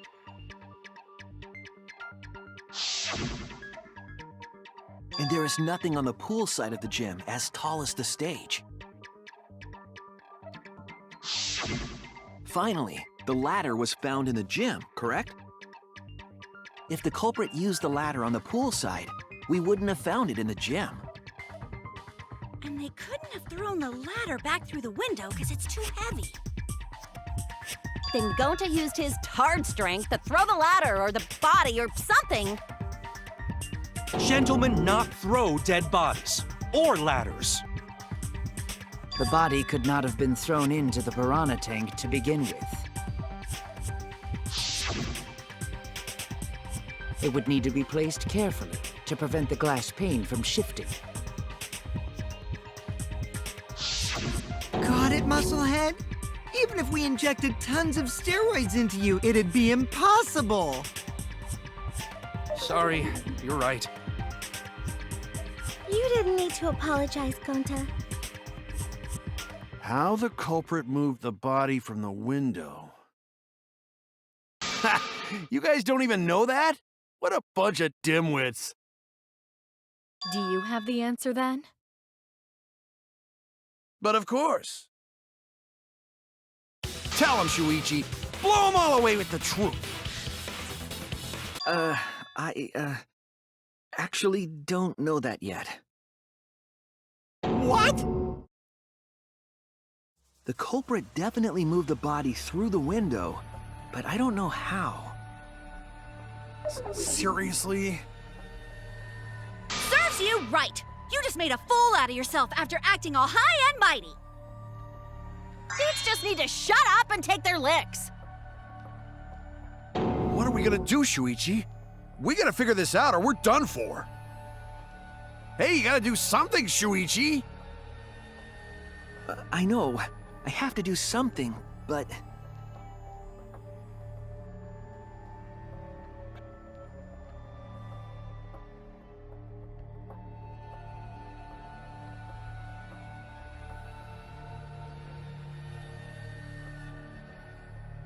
I don't think it really matters how the body got into the piranha tank. Gonta thinks it matter. We won't know culprit's trick unless we figure out. We're getting sidetracked. It doesn't matter how it was done, just who did it. We shouldn't focus on where we found the body. Instead, we need to focus on where he was killed. Where he was killed? Wouldn't it be more efficient if we focused on the murder scene instead? Yes, that's it. We were so caught up in where the body was found, when we should have been thinking about where the murder occurred. The murder scene would definitely have more clues about the culprit. Why didn't anyone realize this yet? That's strange. Perhaps the culprit steered the conversation away from that topic. Then, culprit is someone in this room.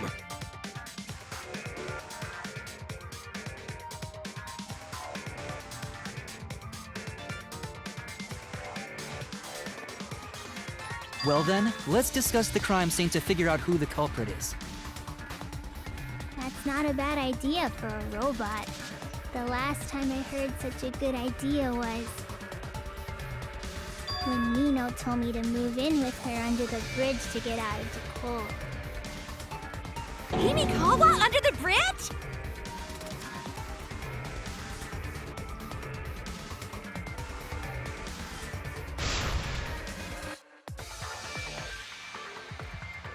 Thank you, Maki. That was a helpful insight. I can't believe you didn't notice that. I guess that's why you're still an apprentice.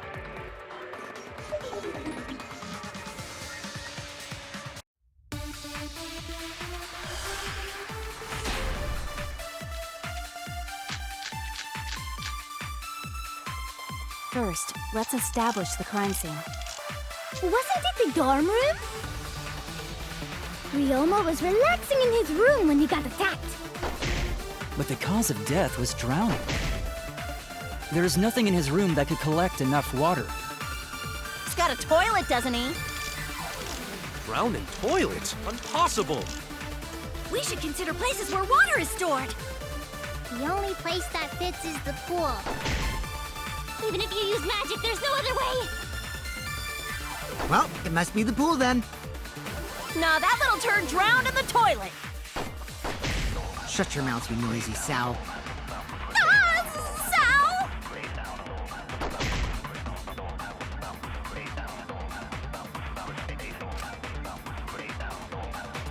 First, let's establish the crime scene.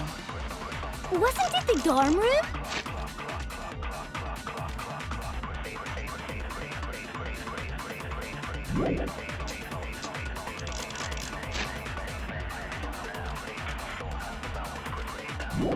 Ryoma was relaxing in his room when he got attacked. But the cause of death was drowning. There is nothing in his room that could collect enough water. He's got a toilet, doesn't he? Drowned in toilets? Impossible! We should consider places where water is stored. The only place that fits is the pool. That's wrong!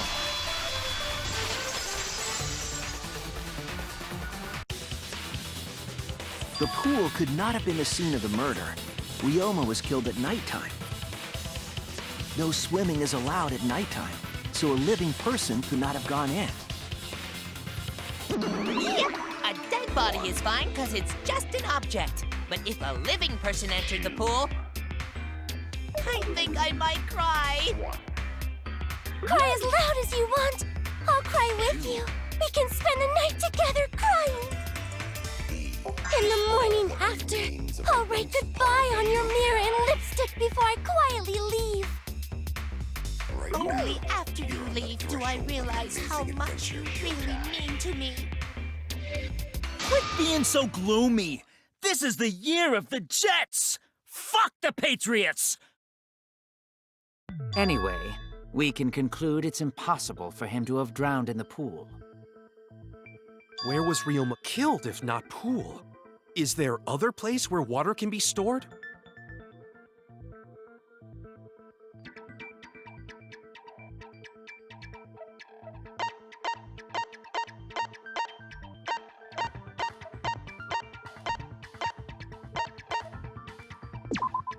This is it! The sink in Ryoma's lab. There were distinct scratch marks on it. Scratch marks on the sink? And I believe those scratches were caused by...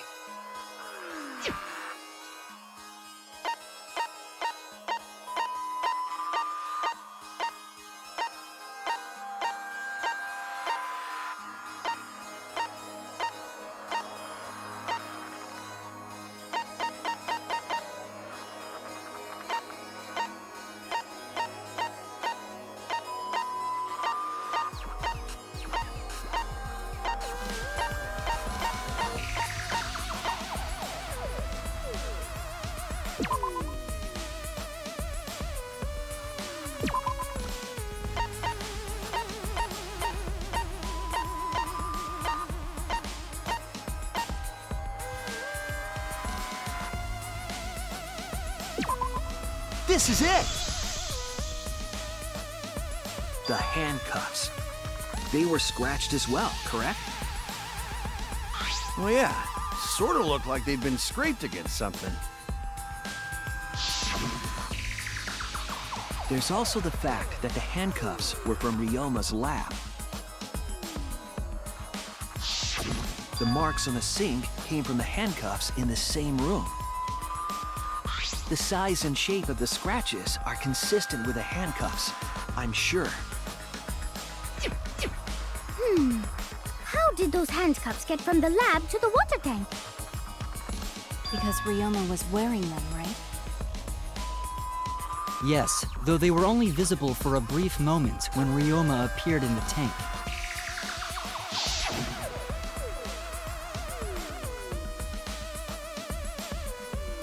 I am certain he was wearing the handcuffs at the time.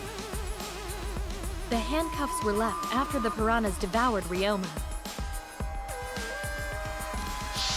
So the culprit handcuffed Ryoma and drowned him in his lab's sink.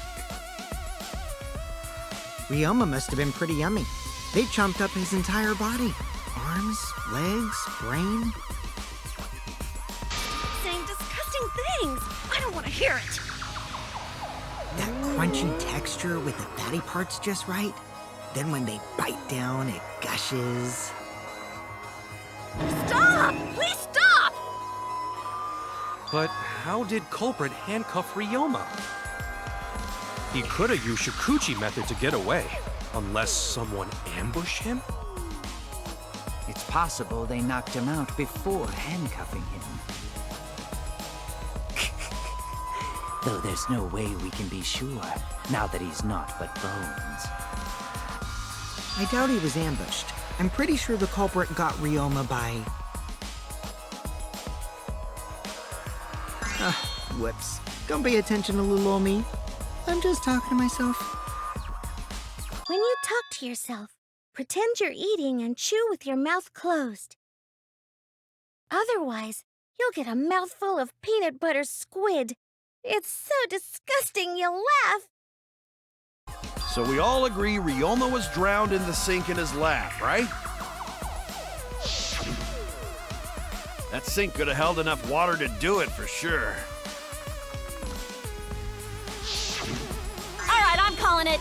The crime scene is Ryoma's fucking research lab. But how did the culprits carry his body to the gym from there? Isn't Ryoma's lab on the 3rd floor of the academy? It's actually not far at all. Although, perhaps it's more accurate to say there's a shortcut. Was there a shortcut?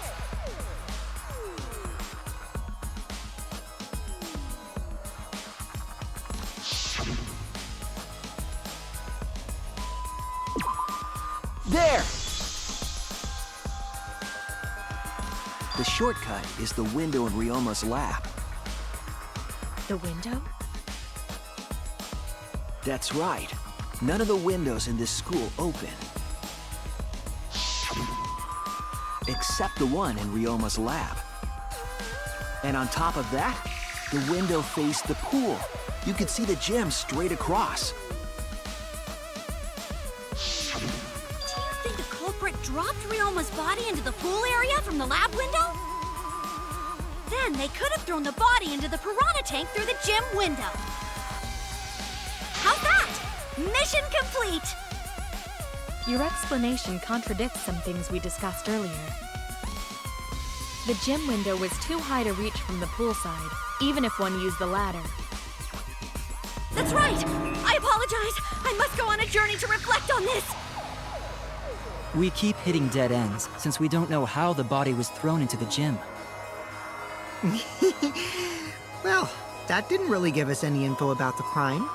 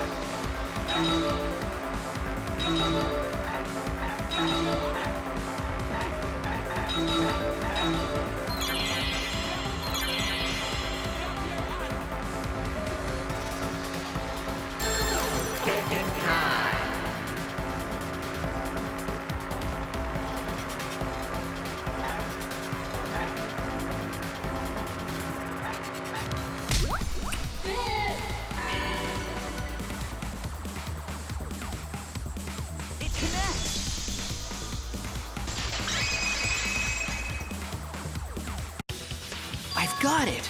Ryoma's body was moved directly from his lab to the gym. Directly? Don't tell me they threw the body from window to window. I mean, we're talking about a body. It's not like tossing a baseball, you know. No, I don't believe he was thrown, but perhaps another way. What do you mean another way? There's no other way to move it. The culprit must have used some kind of equipment. Huh? Equipment? With this equipment, they can connect the two windows and move the body to the gym.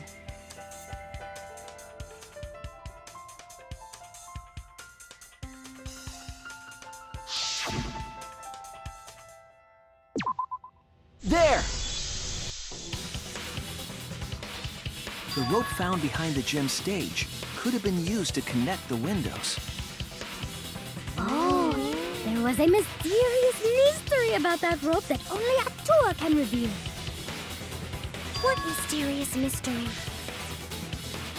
During last night's preparations for the show, that rope was in the wing of the stage. But the next morning, the rope had been moved backstage for some reason. It's a mysterious mystery. Only Atua knows the answer. So, during nighttime, someone used the rope, then threw it into the gym window? So they did use the rope. That's how they bridged the distance between both windows. Is the rope long enough to reach both windows? The rope is roughly 65 feet in length. As for the distance between the windows,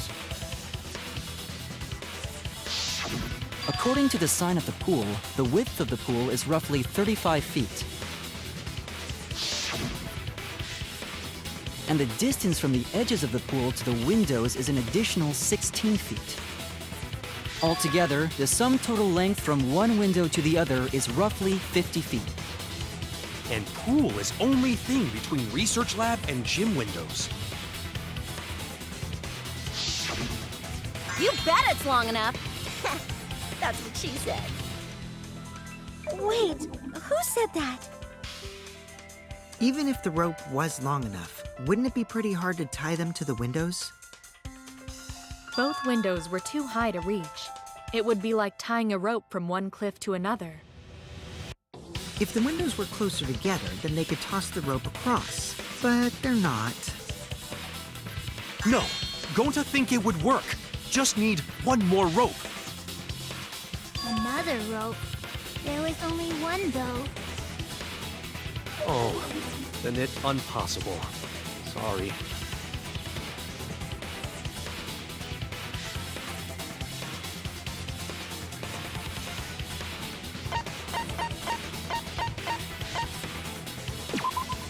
This is it! The tennis net cable from Ryoma's lab could serve as a rope. How long is it? About 50 feet or so.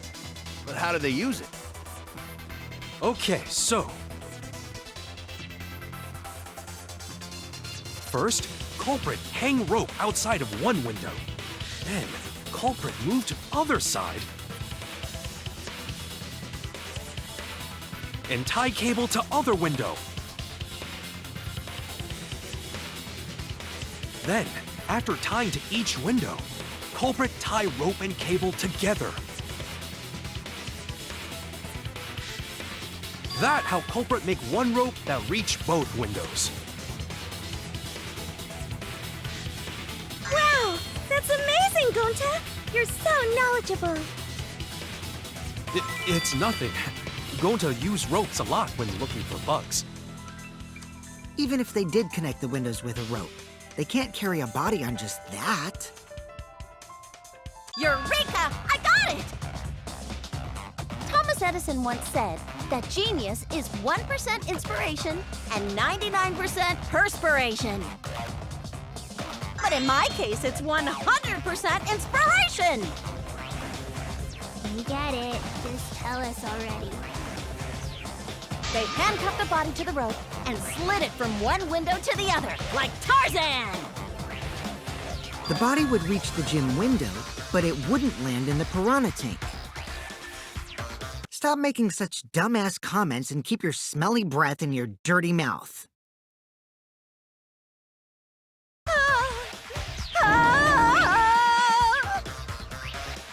Tarzan? But they also had to put the body in the piranha tank after they moved it, huh? That is not feasible with just one rope. Maybe the rope wasn't the only equipment the culprit used. Well, anyway, it would have been pretty difficult to get that body in the piranha tank. They wouldn't just throw it. The trick was a super crucial part of the culprit's plan. The culprit must have carefully placed the body into the tank with their own hands. But is there really a way to do that? Kokichi, are you hinting at something? Huh? Hint? What hint? Don't confuse me with your talk of hinting hints.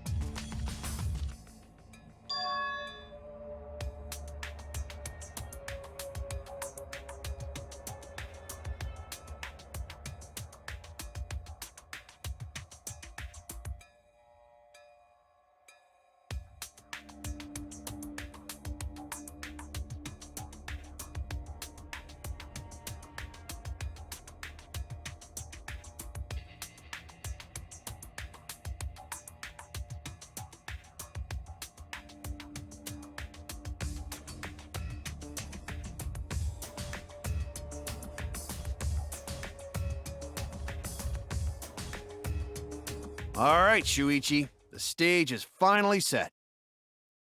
What? Listen up. Do a good job here, and I'll be able to put an end to this trial. It all starts with you. You be the opening act, and I'll be the main event. And then together, we're gonna save everyone. Together? You got this. After all, you are my sidekick. I believe in you, so I'm gonna leave the rest to you. Yeah.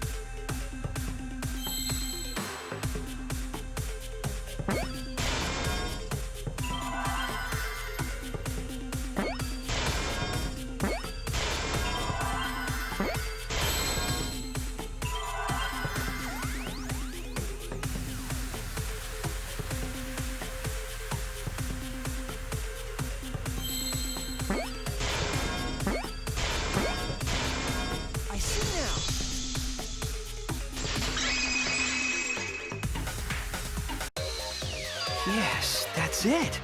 The culprit used something like a ropeway to move the body. A ropeway, huh? Are you sure about that? Wow, you got drain damage or something? You'd need some kind of vessel to use on a ropeway, and we don't have that!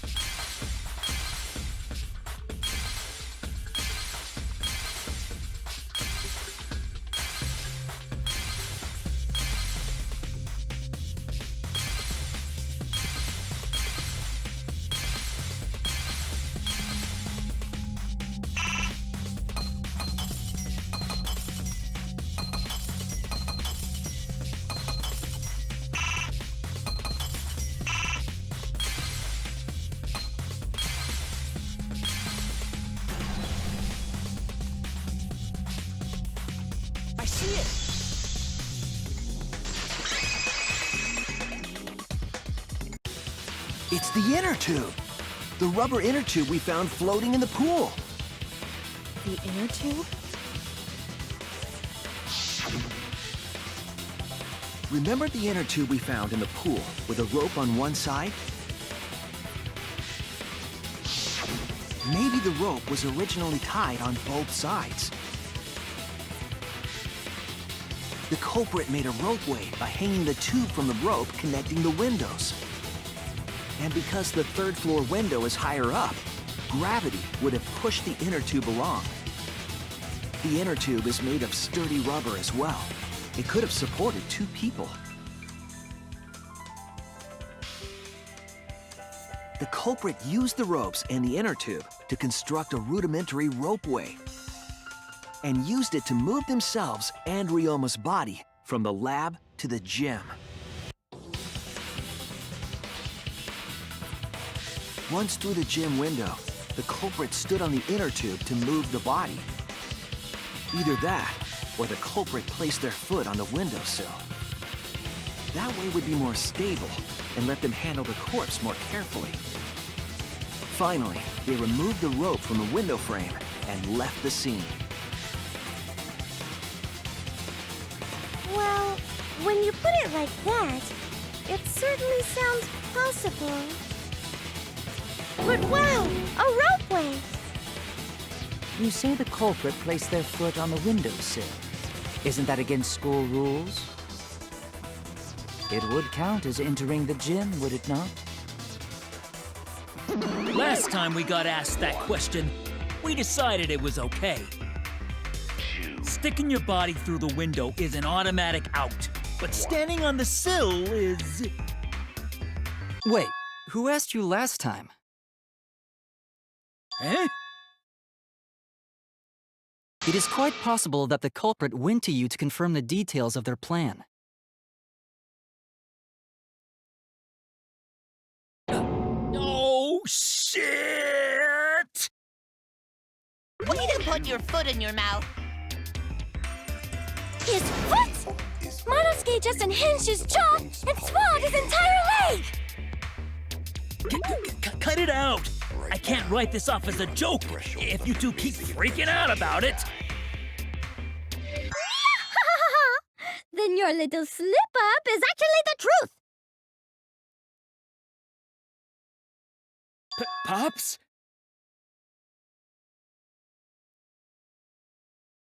Uh-oh! Daddy's mad at you now! Huh? Don't look at me. This is what you get for acting like a big shot all the time. Stop. Do not bully Monosuke. Huh? Is all that remains of a No more blaming each other. Everybody makes mistakes. I want us all to get along. threshold of an amazing adventure. Monodam's right! Monosuke, you better thank Monodam. Less attitude and more gratitude. Got it? Man, the trial was just getting fun. Why you gotta ruin it with that slip-up? But I guess now we know Shuichi's logic is right on the money. So culprit really used ropeway to move body? Yeah, they used the ropeway to move with the body from window to window. Ropeway murder? That's some crazy-ass shit! But if the mechanism was that complicated, wouldn't it be hard to put it all away? Not necessarily.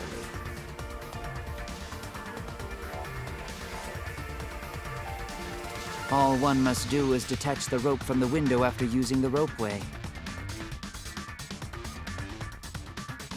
Then, after returning to Ryoma's lab, one could retrieve the rope from that side.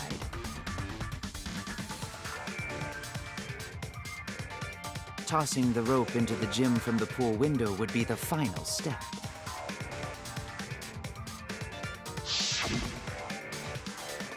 I see! The rope was thrown from the window! That's why we found it there! With that method, the culprit must have made numerous trips from Ryoma's lab to the pool. Which is why the crime was committed during nighttime, while we all slumbered. But if the culprit was so careful to recover the rope they used to commit the crime, why did they leave the inner tube in the pool? I believe that was an accident. An accident? Yes. When the culprit was taking down the inner tube, they accidentally dropped it. Then why did the culprit leave it in the pool?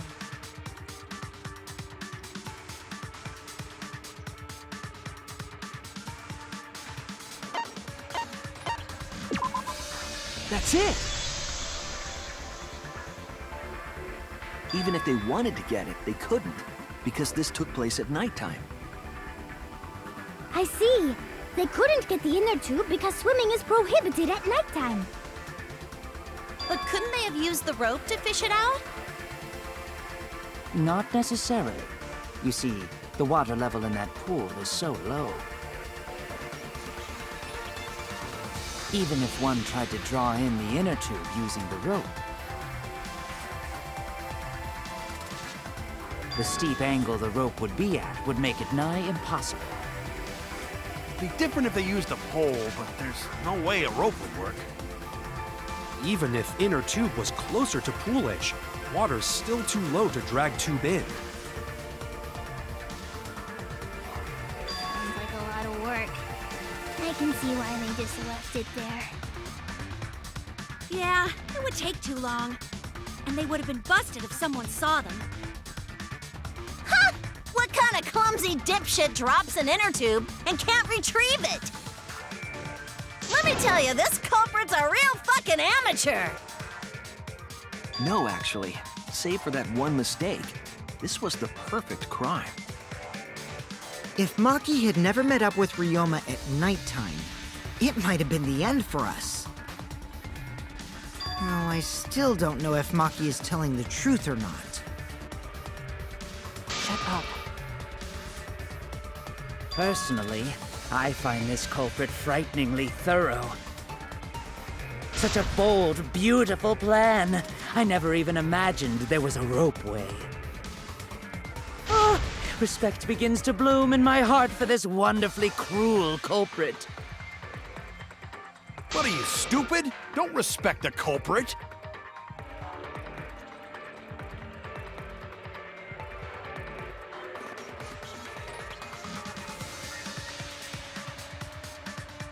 Now, we just need to figure out who the culprit is. But of course, it would be pointless to unravel this mystery otherwise. So, who is it? Looks like it's time for me to start the main event. But my sidekick here is on a roll right now, so I'll let him take this one. Okay. You're just pushing everything onto Shuichi because you don't know yourself. Well, Shuichi, do you already know who the culprit is?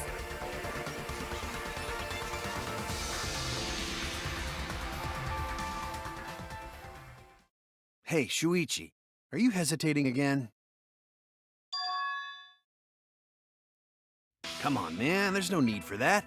Like I said, you're my sidekick. I take responsibility for any mistakes my sidekick makes. So use those skills of yours I believe in to shove the truth down their throats. You believe in my detective skills? That's right. I'm gonna leave it all to you, Shuichi.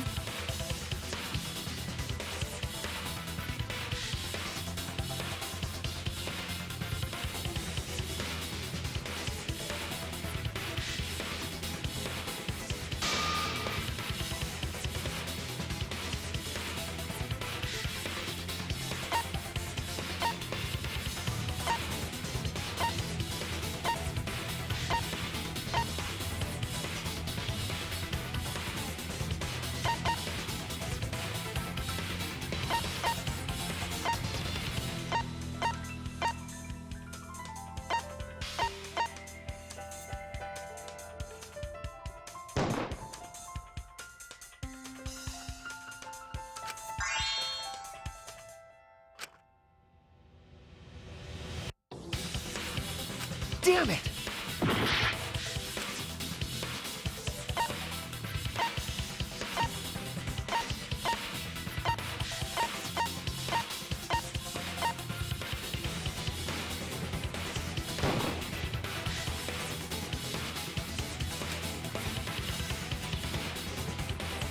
Damn it!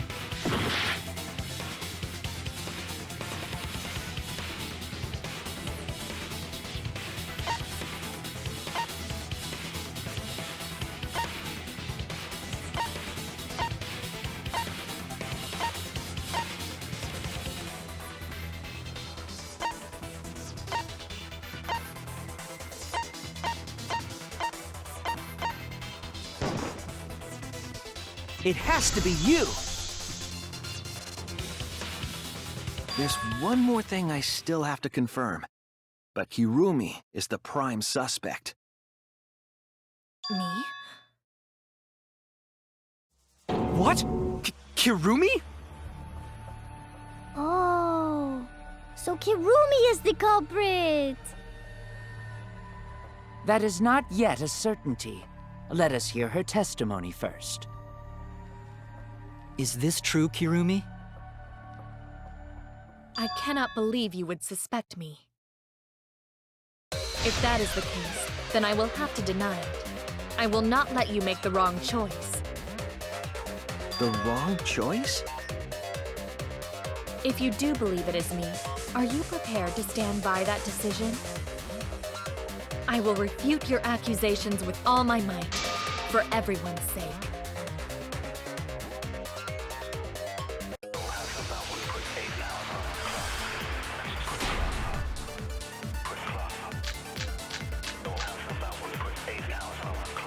I, of course, am not the culprit.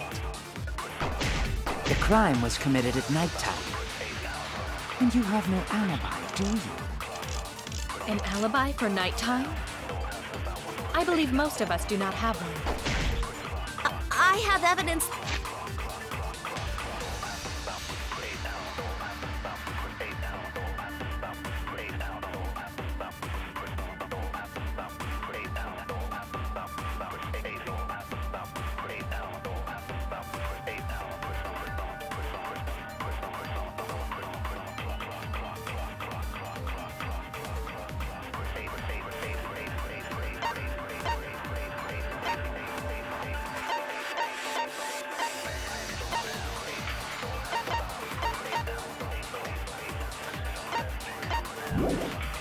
That proves you're the culprit.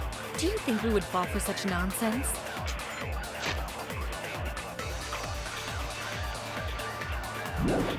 The trick relied on complex mechanisms to work. But some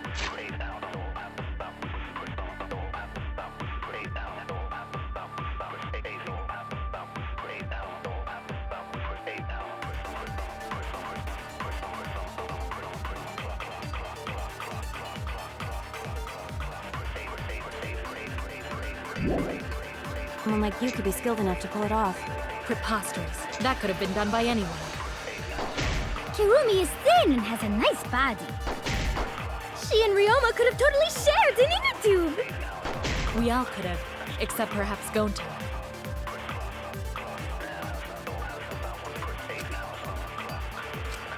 I, of course, am not the culprit. The crime was committed at nighttime. And you have no alibi, do you? An alibi for nighttime? I believe most of us do not have one. I have evidence that proves you're the culprit. Do you think we would fall for such nonsense? The trick relied on complex mechanisms to work. But someone like you could be skilled enough to pull it off. Preposterous. That could have been done by anyone. Kirumi is thin and has a nice body. She and Ryoma could have totally shared an inner tube. We all could have, except perhaps Gonta.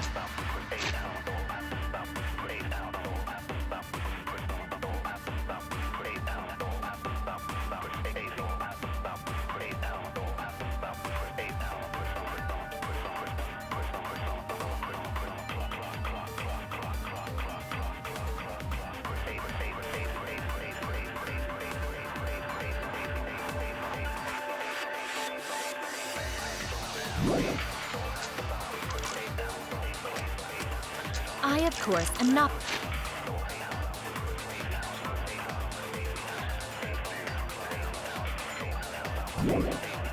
the culprit.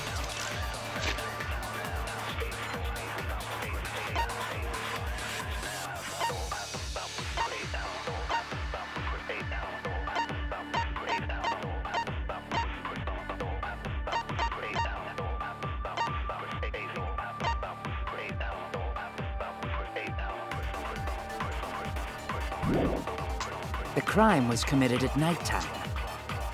And you have no alibi, do you?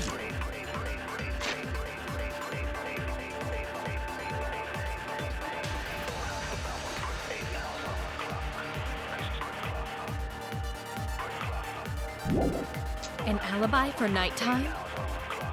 I believe most of us do not have one. I have evidence that proves you're the culprit. Do you think we would fall for such nonsense? The trick relied on complex mechanisms to work. But someone like you could be skilled enough to pull it off. Preposterous. That could have been done by anyone. Kirumi is...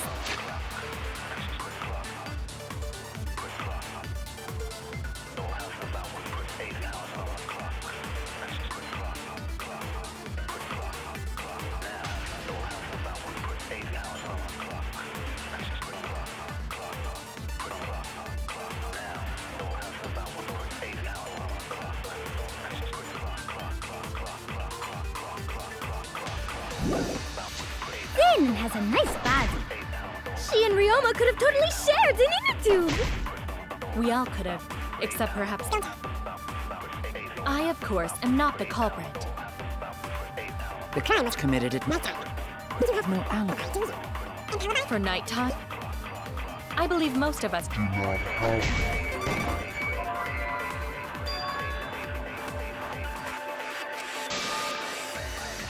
Damn it! I, of course, am not the culprit. The crime was committed at nighttime. And you have no alibi, do you? An alibi for nighttime? I believe most of us do not have one. I have evidence that proves you're the culprit. Do you think we would fall for such...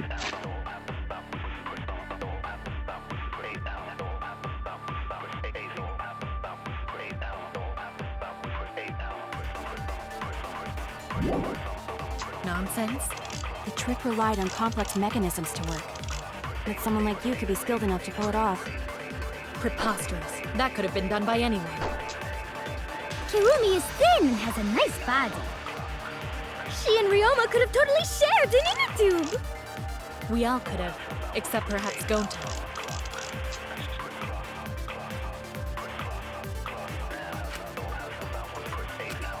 I, of course, am not the culprit. The crime was committed at nighttime. And you have no alibi, do you?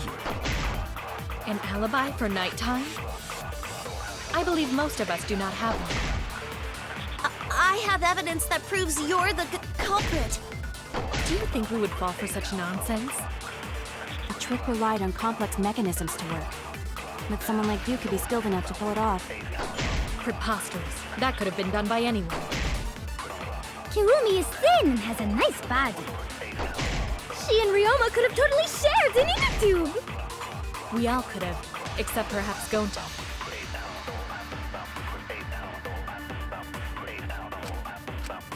I have...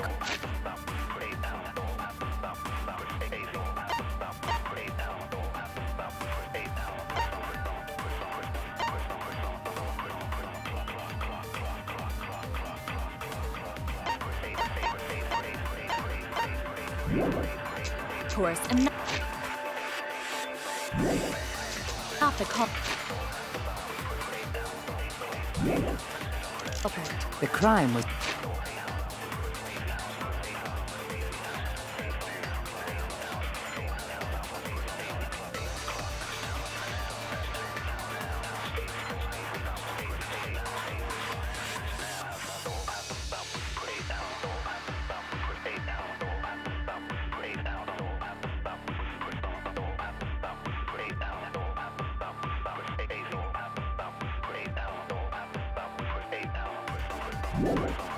It's committed at nighttime. And you have no alibi, do you? An alibi for nighttime? I believe most of us do not have one. I have evidence that proves you're the culprit. Do you think we would fall for such nonsense? The trick relied on complex mechanisms to work. But someone like you could be skilled enough to pull it off. Preposterous. That could have been done by anyone. Kirumi is thin and has a nice body. She and Ryoma could have totally shared an inner tube. We all could have, except perhaps Gonta.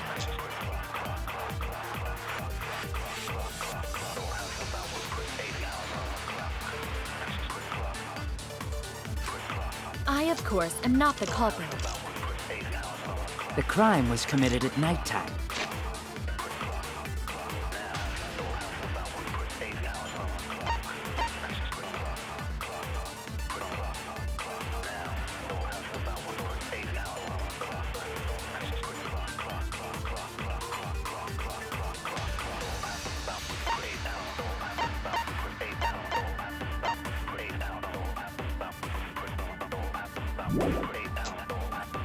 And you have no alibi, do you?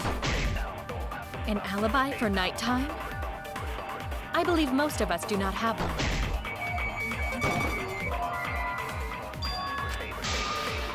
I was wrong! I, of course, am not the culprit. The crime was committed at nighttime. And you have no alibi, do you? An alibi for nighttime? I believe most of us do not have one. I have evidence that proves you're the culprit. Do you think we would fall for such nonsense? The trick relied on complex mechanisms to work. But someone like you could be skilled enough to pull it off. Preposterous. That could have been done by anyone. Kirumi is thin and has a nice body. She and Ryoma could have totally shared an inner tube. We all could have, except perhaps Gonta.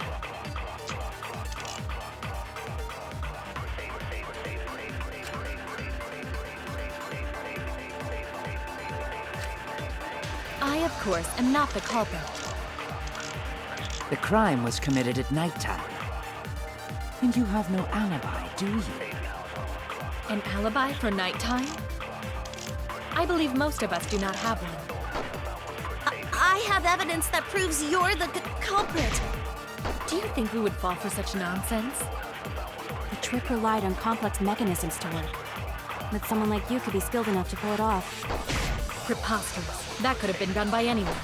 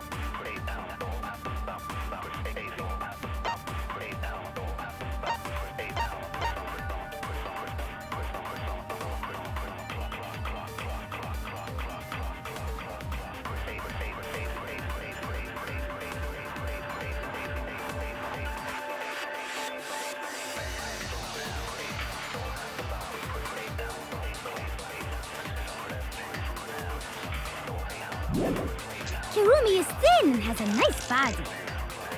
She and Ryoma could have totally shared an inner tube. We all could have, except I, of course, am not the culprit. The crime was committed at nighttime. And you have no alibi, do you? An alibi for nighttime? I believe most of us do not have one. I have evidence that proves you're the culprit. Do you think we would fall for such nonsense? The trick relied on complex mechanisms to work. But someone like you could be skilled enough to pull it off.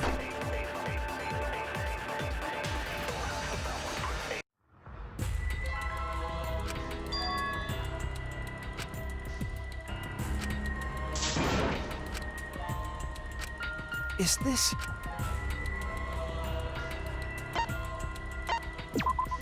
We can't let it end here!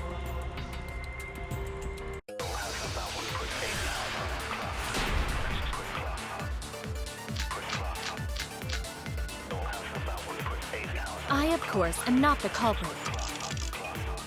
The crime was committed at nighttime. And you have no alibi, do you? An alibi for nighttime? I believe most of us do not have one. I have evidence that proves you're the culprit. Do you think we would fall for such nonsense? The trick relied on complex mechanisms to work. But someone like you could be skilled enough to pull it off. Preposterous. That could have been done by anyone. Kirumi is thin and has a nice body. She and Ryoma could have totally shared an inner tube. We all could have, except perhaps Gonta.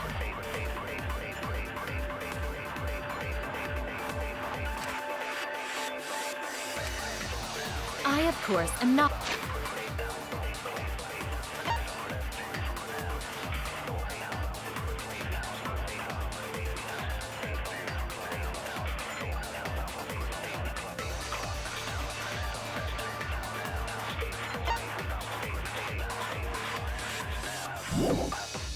the culprit. The crime was committed at nighttime.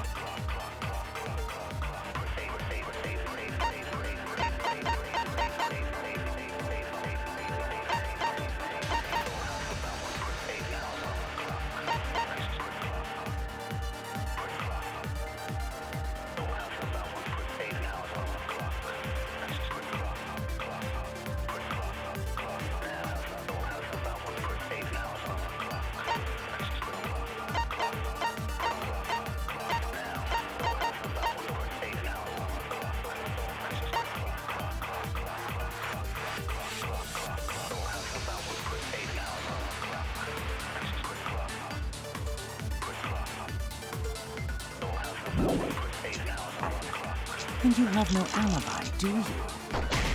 An alibi for nighttime? I believe most of us do not have one. I have evidence that proves you're the culprit. Do you think we would fall for such nonsense? The trick relied on complex mechanisms to work. But someone like you could be skilled enough to pull it off. Preposterous. That could have been done by anyone.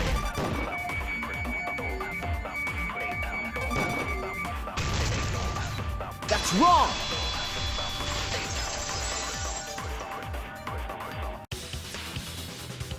No. The only person who could have prepared this murder is Kirumi. Well, the preparations in the gym in any case. And why do you believe that? Before the culprit could put the body into the tank, several steps needed to be taken. Like tying the rope to the gym window and putting a partition in the piranha tank. That's right. Ryoma's body entered the gym from the window, but that required preparation. That could only have been done when Kirumi was by herself in the gym before nighttime. But Kirumi was alone in the gym for only like 5 minutes. Not enough time for the whole murder, but enough time to set it up. Enough time to tie the rope on the window frame and put the pain in the piranha tank. This is my selfless devotion!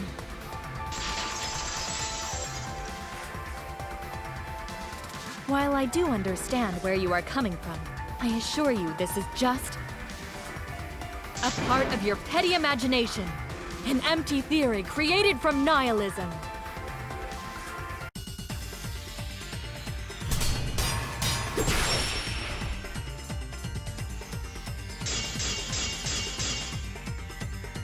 If it were solely the rope and partition, I suppose 5 minutes might be enough time. I accept that. However, the crux of your argument is not but a guess. You continue to force the facts to conform to your misguided narrative. When you consider that the crux of your argument is faulty, your entire case falls apart. What do you mean by crux of the argument? How is it just a guess? I am referring to the rope. Now, with that rope, it is possible to reach the gym window from the 3rd floor window, but there is no evidence to indicate this had happened. In other words, it is just a guess, and then you add assumptions and hearsay to that guess. It is nothing more than deception.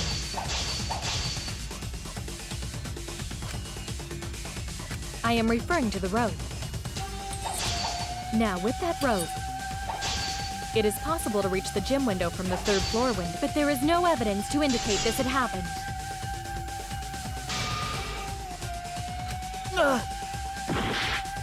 I am referring to the rope. Now, with that rope, it is possible to reach the gym window from the 3rd floor window, but there is no evidence to indicate this had happened. In other words, it is just a guess, and then you add assumptions and hearsay to that guess. It is nothing more than deception.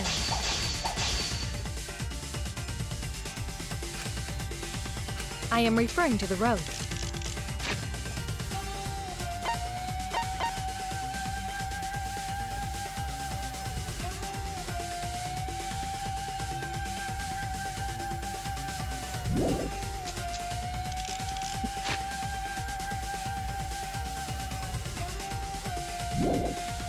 Now, with that rope,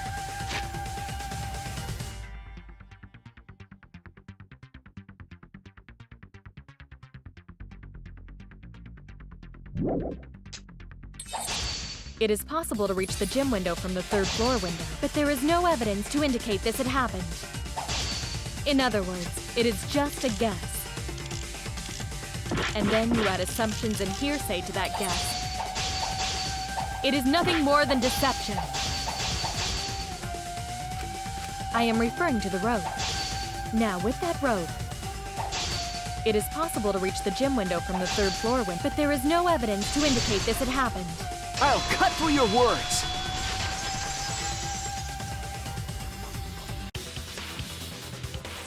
I have evidence.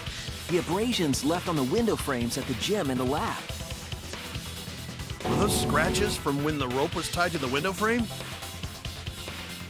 Just tying the rope to the frame wouldn't cause so much damage. The rope that was tied to the frames must have been weighed down significantly. The frames didn't break, but they were left with distinct marks. Those scratches are proof that you used a rope to carry the body to the windowsill. Oh? What's wrong, Kirumi? What's wrong? What's wrong? What's wrong? Hey, what's wrong? Hey, hey, hey, hey, hey! Is Kirumi quiet 'cause that's what happened? Please answer us, Kirumi. Shuichi is doing this for your sake. If it is for my sake, then it would be much easier to forfeit. But I cannot allow that, because I must do this for everyone! I have a duty and a responsibility. I must serve everyone and protect them. So I refuse to surrender. They won't forgive me if I do.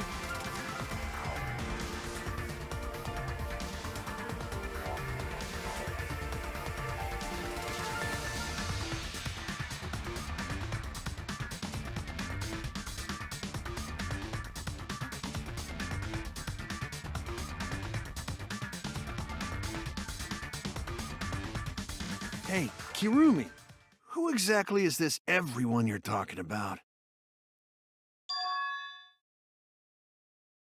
I've just got a weird feeling about this. When you said everyone, it felt like you weren't talking about us. It felt like you were talking about someone who isn't here. Someone who isn't here? Someone outside of the academy? Hey, do you think Kirumi saw her own motive video? Huh? The motive video? You saw your important someone in danger, so you committed murder, right? Is that true? I am so sorry for making such a mess. Because of that, I made all of you assume something unnecessary. Unnecessary? You saying I'm wrong? This everyone you're talking about. It is all of you, of course. Really? Do you swear to Atua? Yes, really. So please believe me, I am not the culprit. I do not care what becomes of me, but I will not allow any of you to die. Because I made a promise to Kaede. She wished for all of us to escape together. I want to fulfill my duties as the ultimate maid. I wish to serve everyone. So please believe me. You have to! Kirumi! Are we totally sure Kirumi's the culprit? Maybe it's someone else. Are we sure Kokichi isn't the culprit? How rude. Gonta just can't believe Kirumi would kill Ryoma. Kirumi's breakfasts were the best. She always treated us so well. She really is like a mom. Perhaps it was after she gained our trust that she saw her chance to strike. You really are screwed up. Screwed up from head to toe. Even through your clothes, I can tell. Shuichi, please reconsider suspecting me as the culprit. You only suspect me because I was at the gym during nighttime yesterday, correct? But you cannot accuse me of being the culprit with that insufficient proof. It is still possible for Maki and Kaito to have gone to the gym. They do not have alibis. They could have pretended to help Himiko, but secretly prepared the murder. When you put it that way, it does seem possible. We can't accuse Kirumi just based on our alibis. Guys, maybe suspecting Kirumi is wrong. Yeah, maybe we should think it over one more time. I made a promise. As the ultimate detective, I made a promise to seek the truth. I made a promise to Kaede, so I'm not turning back now.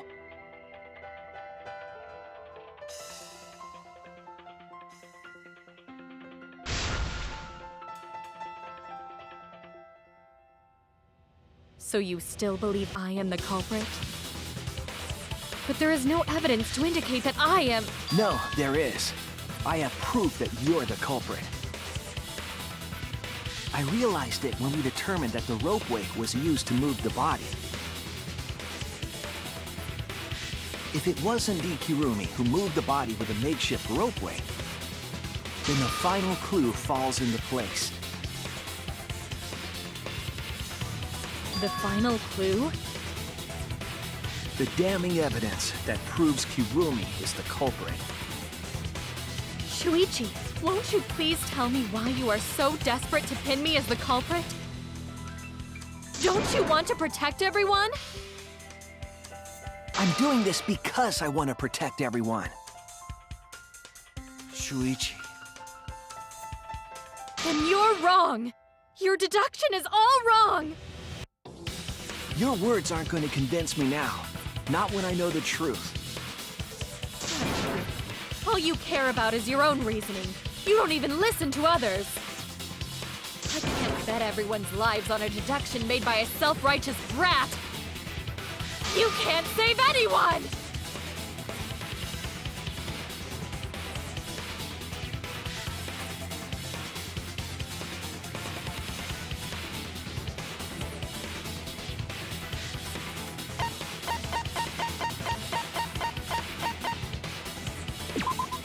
This is it! The piece of black fabric in the pool. That's the final clue that proves you're guilty.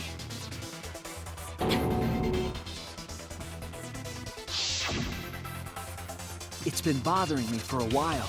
I couldn't figure out what it was. I thought it was just trash at first, but I couldn't dismiss it entirely. Now that the class trial has come this far, I know for certain it's an important piece of the puzzle. Because like the inner tube, it's evidence the culprit couldn't dispose of. Huh? Why not? Using the ropeway, you could slide the inner tube from the lab to the gym. But how would you control it? If it kept sliding and hit the window, the momentum would have thrown the body off. To prevent that from happening, the culprit needed some way to adjust the speed. For example, the culprit could have used their hands for friction. Yeah, so what? You're still wrong. Your logic is flawed. Kirumi, why are you becoming increasingly erratic? There is such absolute beauty in trying to fight against the truth. What truth? That black cloth is just trash. You can't prove I'm the culprit with just that. No, it's not just trash. It's proof that you're the culprit.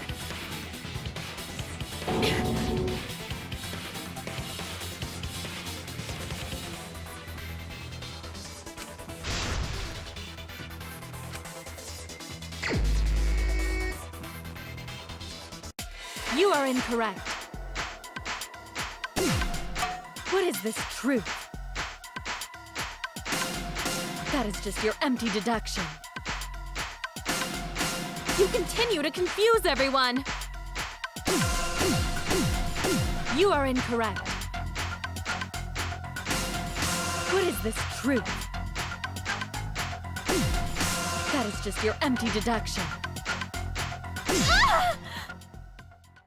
In this class trial, everyone's life is at stake! Because of your self-righteous truth, everyone might die! In this class trial, everyone's life is at stake! Because of your self-righteous truth, I completely understand your reasoning. But I will never accept it. It seems you wish to pin me as the culprit. You do not have any evidence. You are only providing us with speculation. We only wish to protect everyone. Why must you interfere? I completely understand your reasoning. But I will never accept it. It seems you wish to pin me as the culprit. You do not have any evidence! What does that piece of trash prove? It ends here!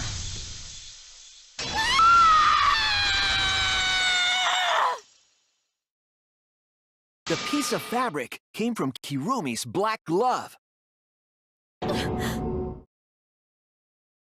Kirumi's glove? If the culprit were slowing their descent by grabbing the rope with their hands, there would have been a lot of friction, easily enough to cause rope burn. But our culprit was smart. They weren't burned because they weren't bare-handed. Yeah, the culprit had gloves on. One got all torn up from the friction and it fell into pool? From what I remember, the only one who wears black gloves is Kirumi, right? The gloves on your hands now. I take it they're from your dorm? The extra uniforms in our rooms are made of the same material we're wearing now. We can test my theory by comparing the fabric scrap with your glove. Well, Kirumi? Will you allow us to compare the black fabric we found in the pool with your gloves?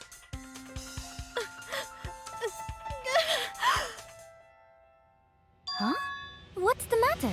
Why are you sweating so much? Kirumi, what's wrong?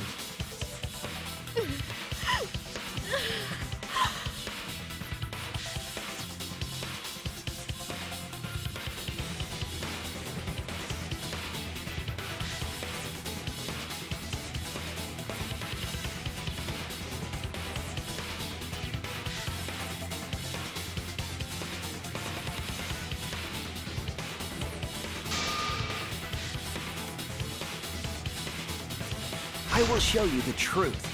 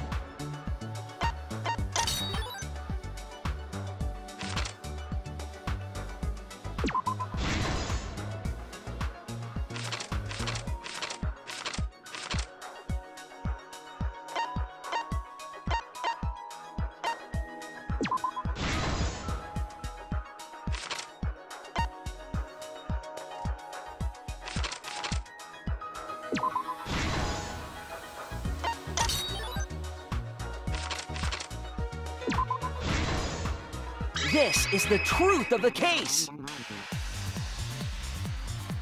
The victim's body was found this morning during Himiko's underwater escape act.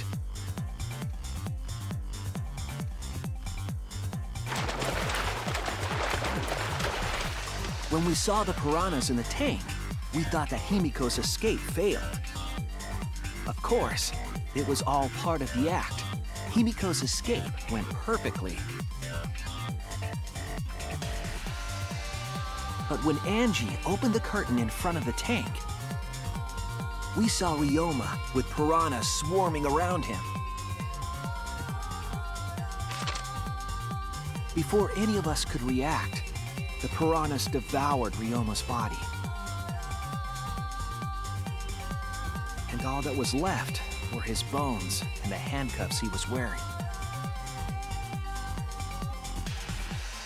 That horrifying sight was the finishing touch on the culprit's own twisted magic trick.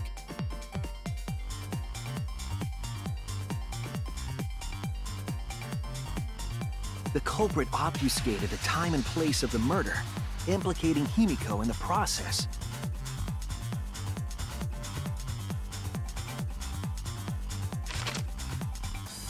In truth, the crime began last night around 8:55 p.m. While preparing for the show in the gym, the culprit had a chance to be alone.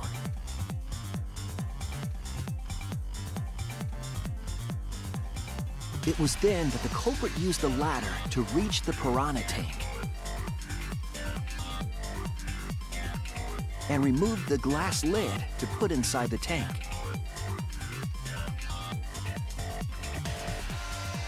They used it as a partition to force the piranhas to one side of the tank.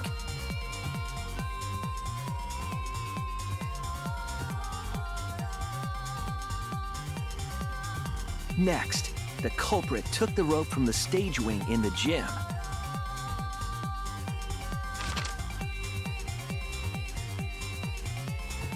and used the ladder once more, this time to climb up to the gym's window.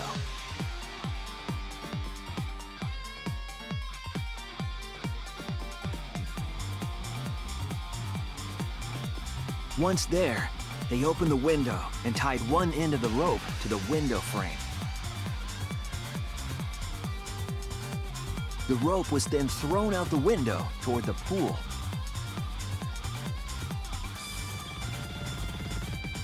These preparations were key for the culprit's elaborate plan.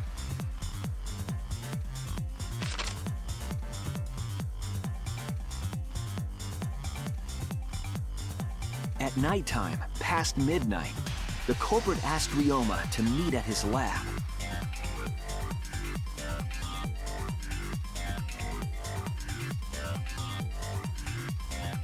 All the pieces were in place. The culprit was ready to murder.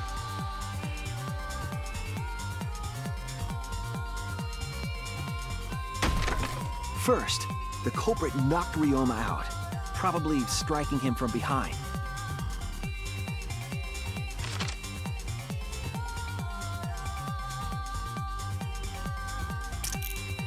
Then, they put the handcuffs from the shower room on Ryoma's wrists.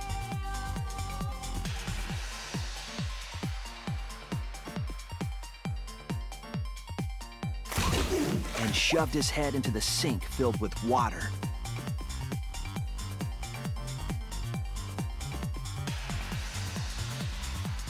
From the water and the pain of drowning, Ryoma should have woken up and struggled.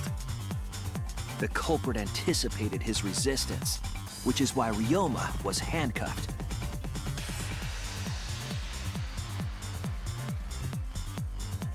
The struggle left scrapes on the cuffs and sink, but in the end, Ryoma succumbed. Ryoma was dead, but the culprit's plan had only just begun.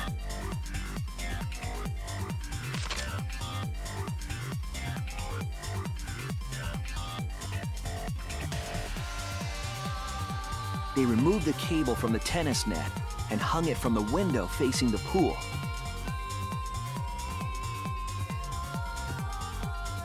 And then, at the pool, they connected the wire and the rope from the gym window. They returned to the lab after picking up one last thing.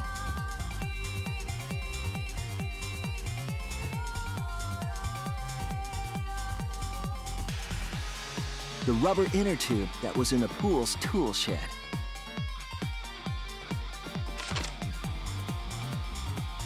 Once back in the lab, the culprit pulled the cable, bringing up the rope.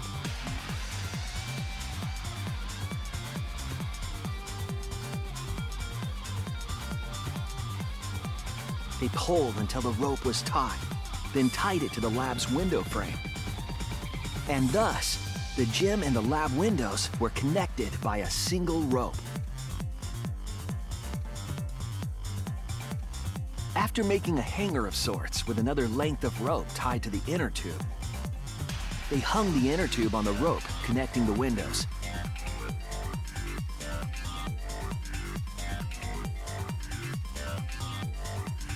That's how the culprit created the ropeway that was used to move the body.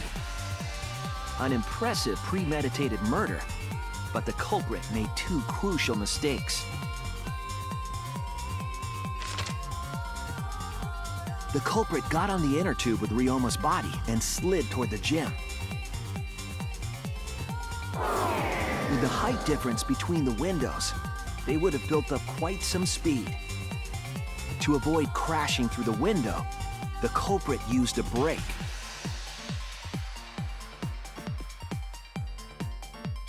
They used their own hand to grip the rope and slow down. That would have caused significant rope burn had the culprit not been wearing gloves.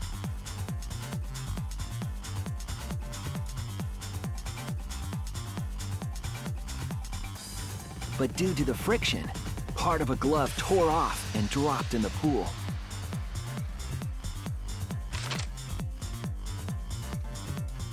Regardless, the culprit reached the window and put Ryoma's body into the piranha tank. The glass pane not only kept the piranhas and the body separated, it also kept the piranhas so close together, they concealed the body. After that, all the culprit had to do was untie the rope and the inner tube. But that's when they made their second mistake.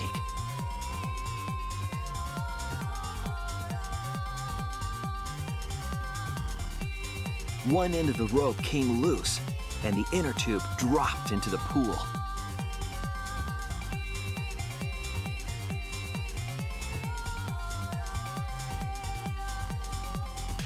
Thus, the culprit was forced to leave two key pieces of evidence, the fabric and the inner tube.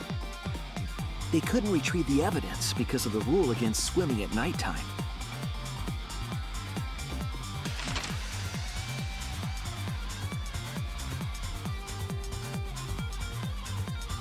And that's the whole story.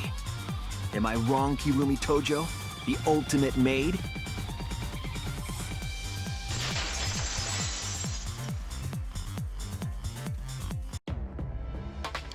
Kirumi, that's the conclusion I reached. Do you have any objections? This is very, very unfortunate, Shuichi. My pride as a maid demands that I fulfill every request that I receive. But to end like this... Does that mean you admit it?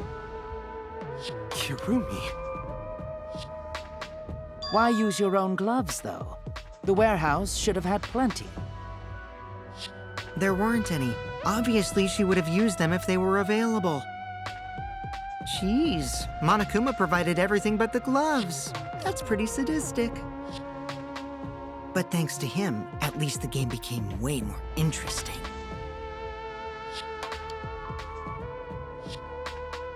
So, it's decided. This case was decided the moment someone, who shall not be named, opened their big mouth. But we don't know that. Maybe the real culprit is someone nobody expects. That is right. No need to worry. Oh, Monodem, you're like a mommy taking care of her sick child. All right, let's go! The heart-racing excitement as the blackened and the spotless finally face off! It's voting time!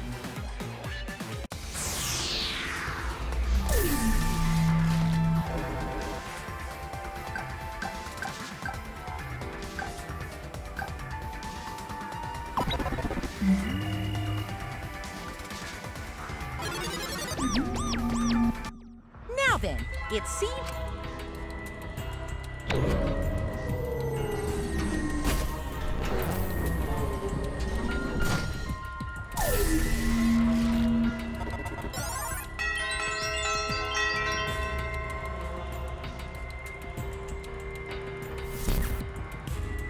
Who'll be chosen as the blackened? Will you make the right choice or the dreadfully wrong one!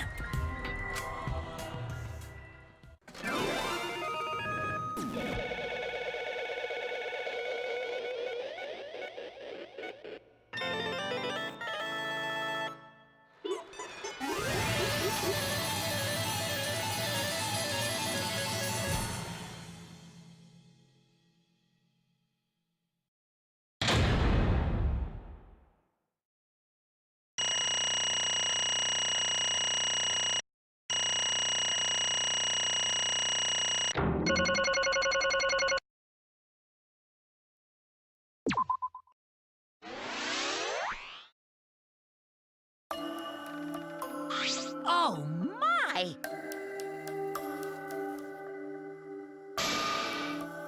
Ah! Thank goodness. You gotta be kidding me!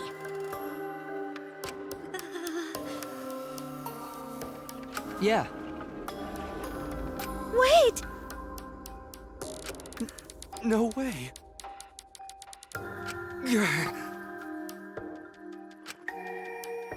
Yoo-hoo!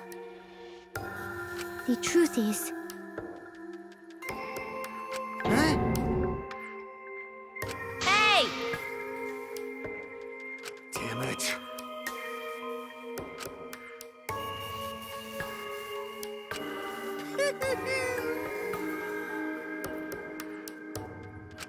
Ah!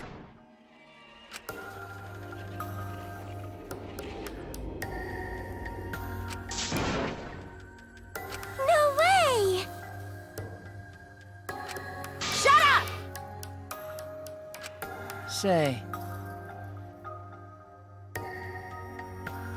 How?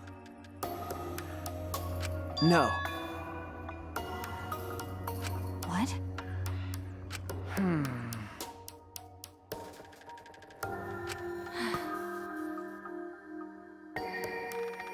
Um,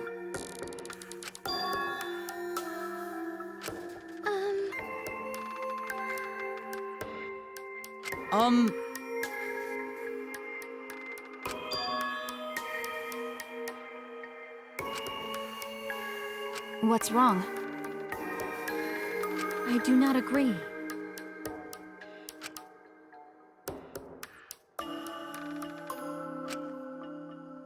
Damn. Please!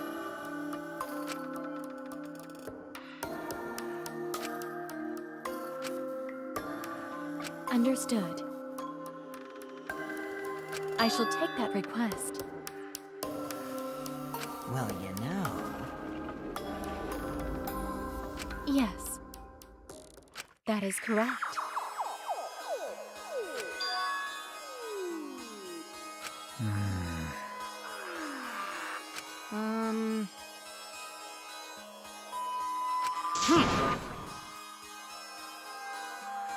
What are you saying? May I?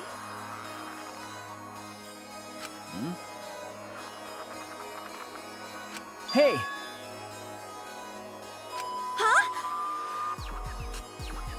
Yes.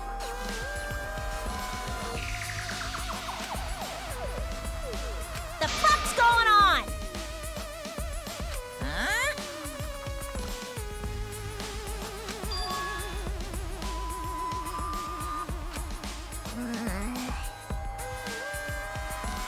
No. Eh?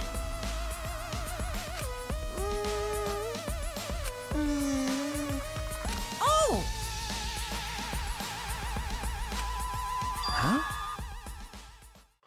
Dumbass!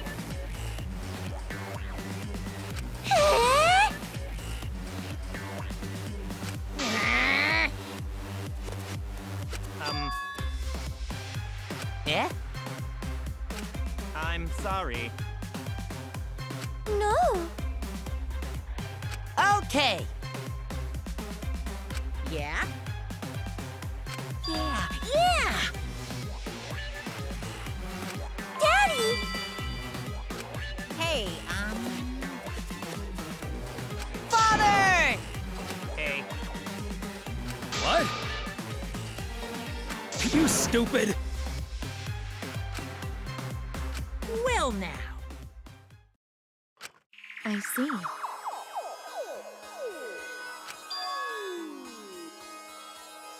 Oh, I see. Hey! What's wrong?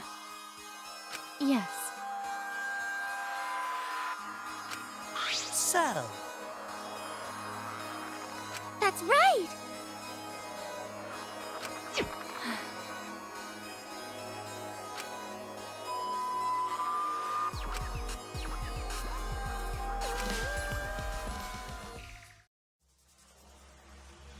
all right!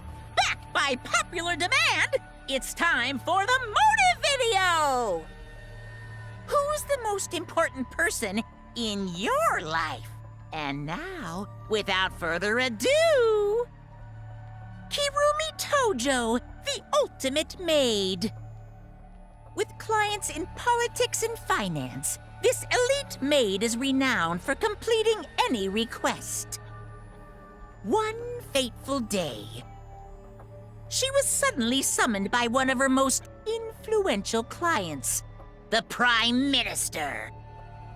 The Prime Minister had a request of utmost importance. He requested that she use her talent as the ultimate maid to serve her country.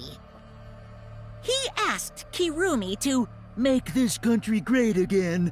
and transferred all his authority to her. No one suspected that the Prime Minister's new secretary was secretly running the country. And over time, she became the de facto Prime Minister. Only Kirumi could save the country from impending doom. Yes, the future of the country rests entirely on her capable shoulders. But Kirumi is up to the task, for she only accepts requests that only she can fulfill. She is driven by the belief that her citizens are the most important people in her life. Oh, and while we're on the subject of those important people, an unfortunate event will soon befall those vermin and sheeple. What event, you ask? It's a secret. Find out for yourself.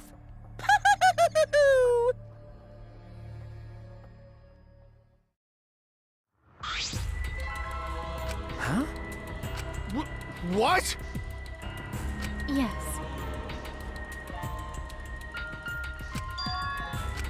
Wait! What is this? I do not agree.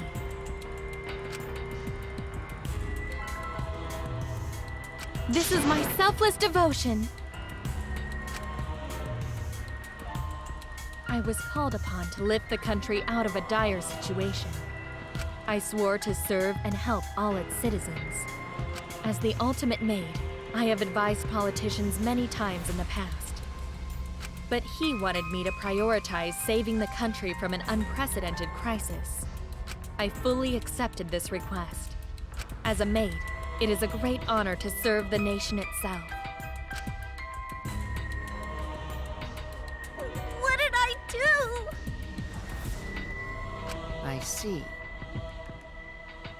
Huh? You really don't get it.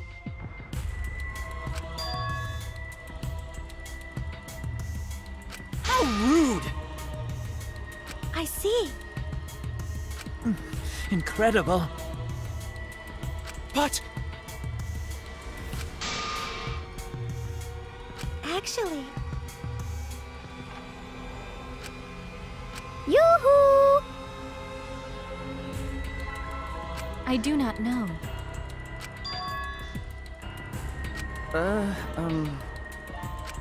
That's... That is correct. Huh?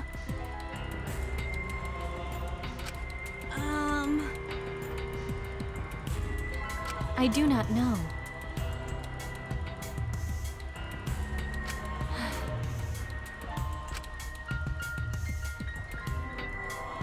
This is my selfless devotion. My apologies. If so... But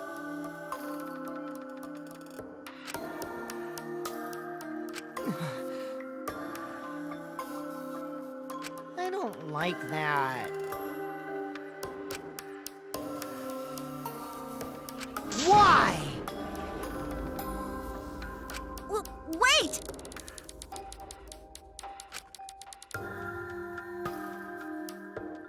Always messing around. Bears do not lie. Bears do not lie. Hey, Huh? 100%.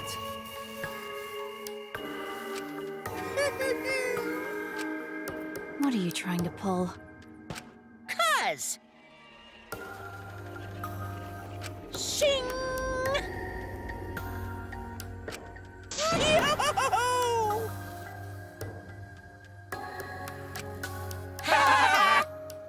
Shut up! Oh? Dang it! Oh, I see. That is... Huh? Weird! I do not agree. Do you agree? Huh?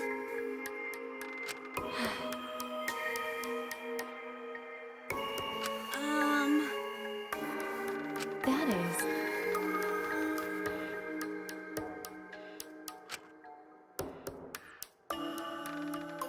That is correct.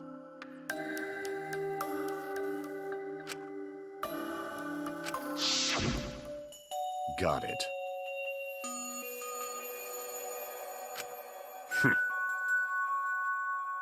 You're...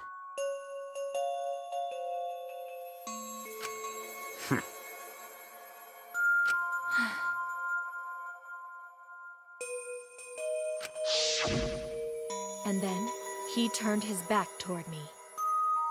At that moment, my determination solidified. A person like him would have noticed my bloodthirst emanating. He already knew. He forfeited his life right then and there. That is correct. Then... But... What? Because...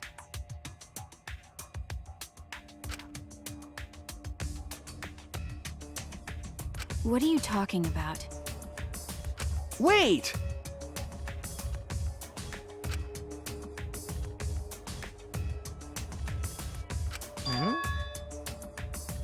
Huh? Well, you know... I told you.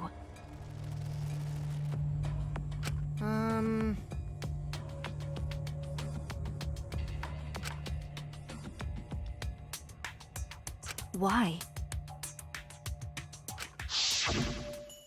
What? Yeah.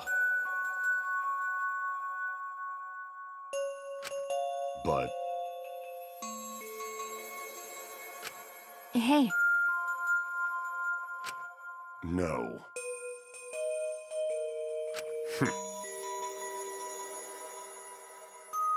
Jeez. In other words... Please. that's true. Well, you know... Hey! Ah... Huh? okie dokie.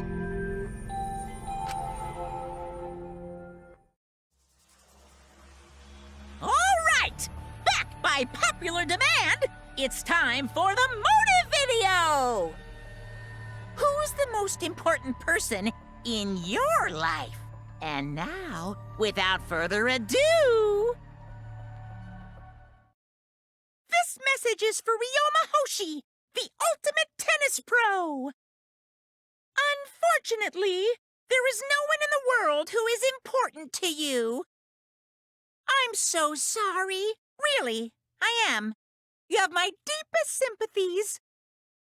Sorry.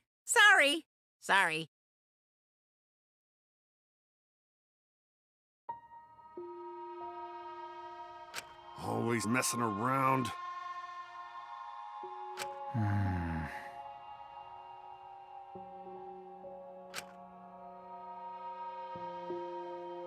I see.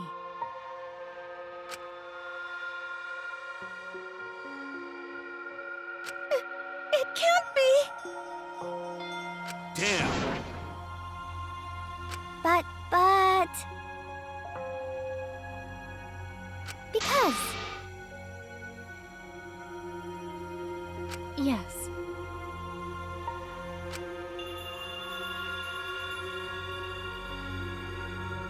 For everyone.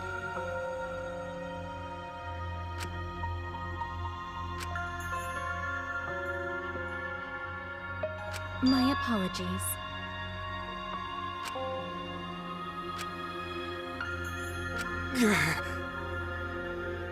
You need something? Hey! Huh? Gonta.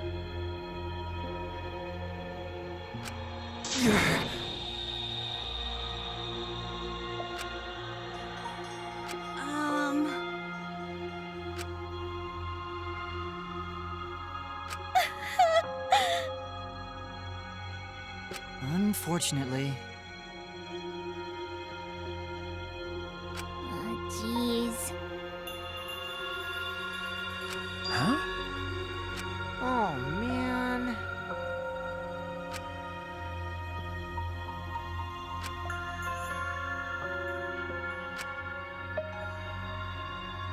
Shuichi!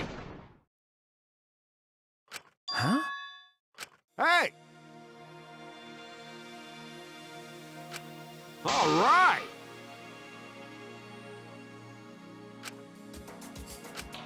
Listen up.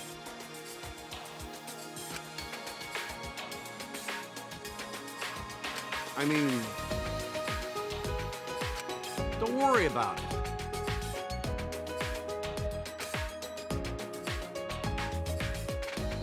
Of course!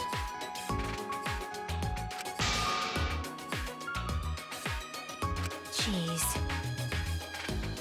But... So divine!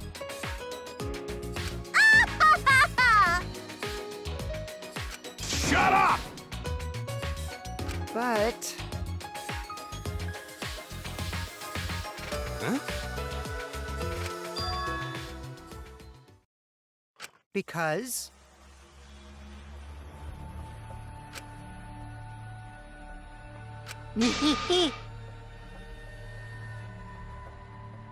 Huh? But...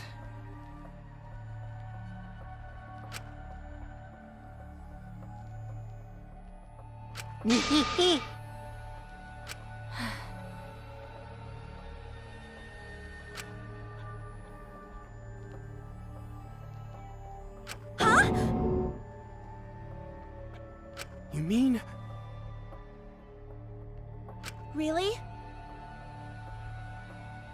Cut it out.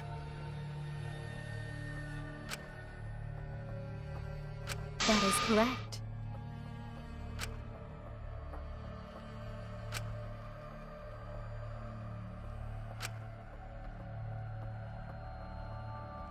You must live. Huh?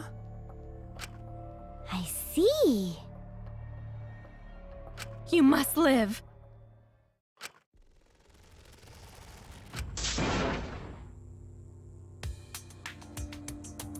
I will survive!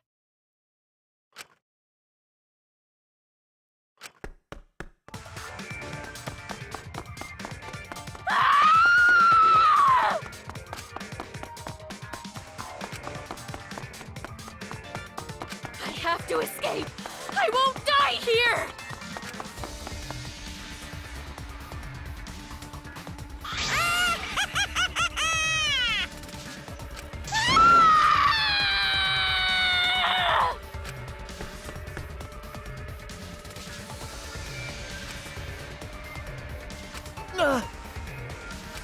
Damn it!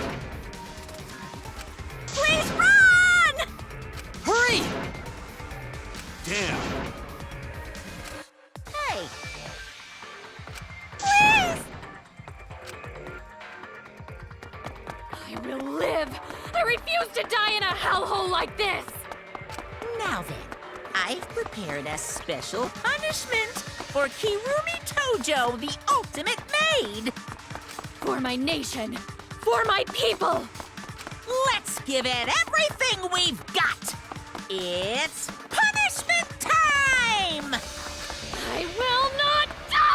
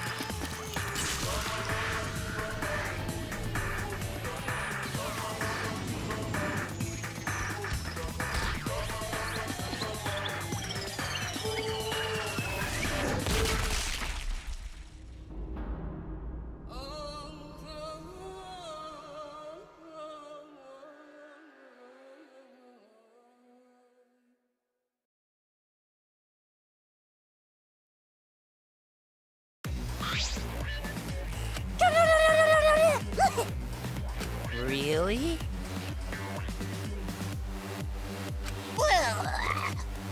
It's okay.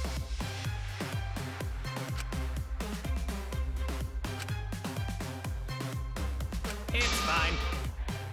Yeah? Let's get along. We are all friends. I will not forgive that. Huh? Wonderful.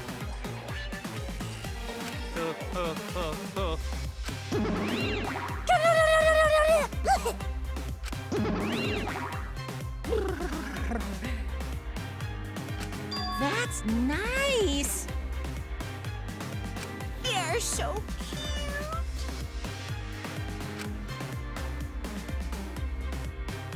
They're so freaking cute.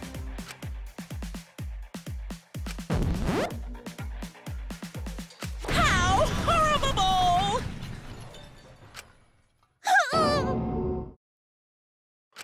Stop it! I don't like that.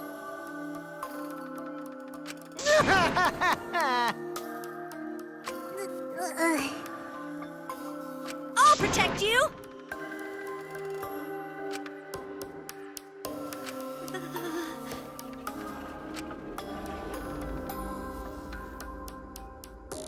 Come on, come on! Kazatua says so.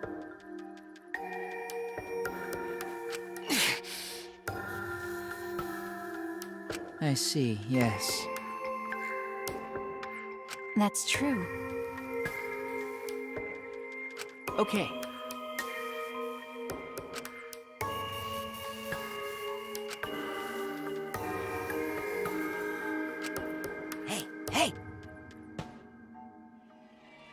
Of course!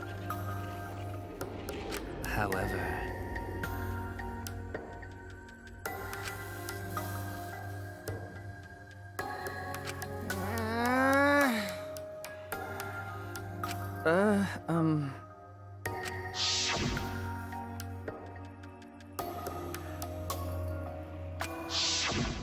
That's... Huh?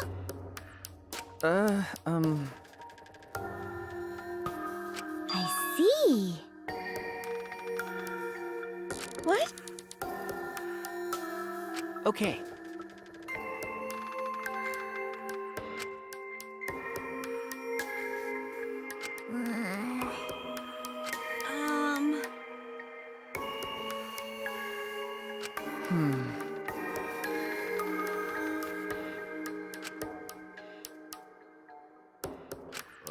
Okay.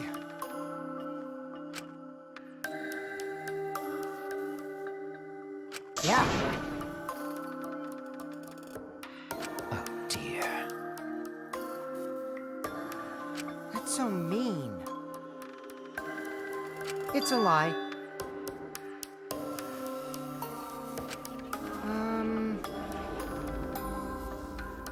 Because... You're right. That's right.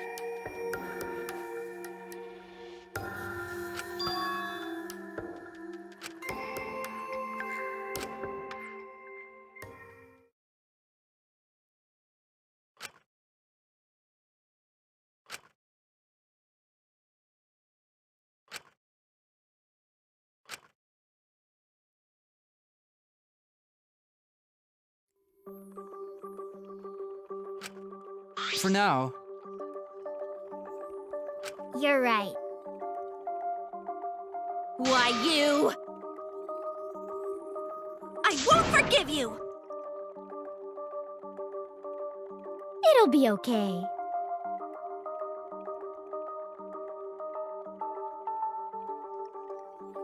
What's wrong? But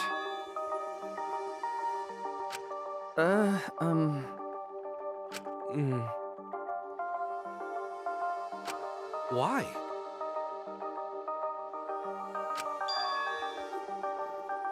Hey, so... Okay. Hey! Huh? Well, what is it?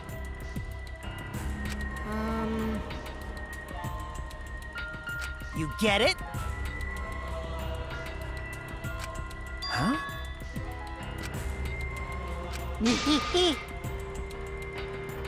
Huh? What? Ah.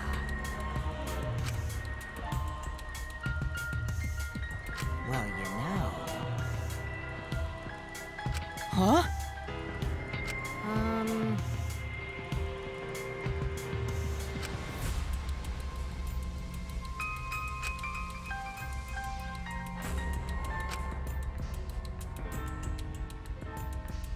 Which means... Hold on!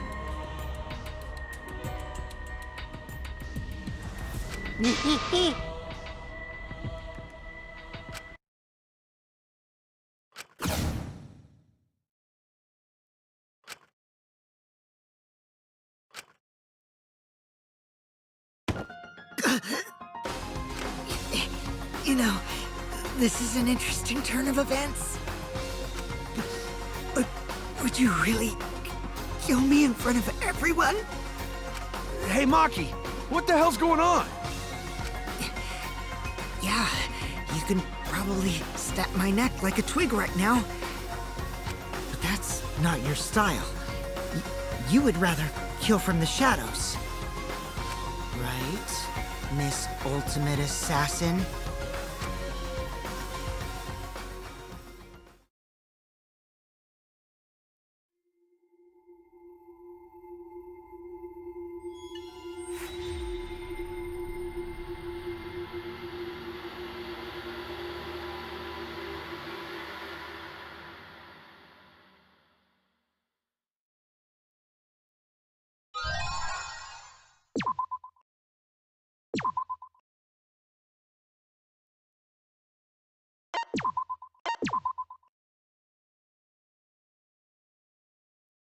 you.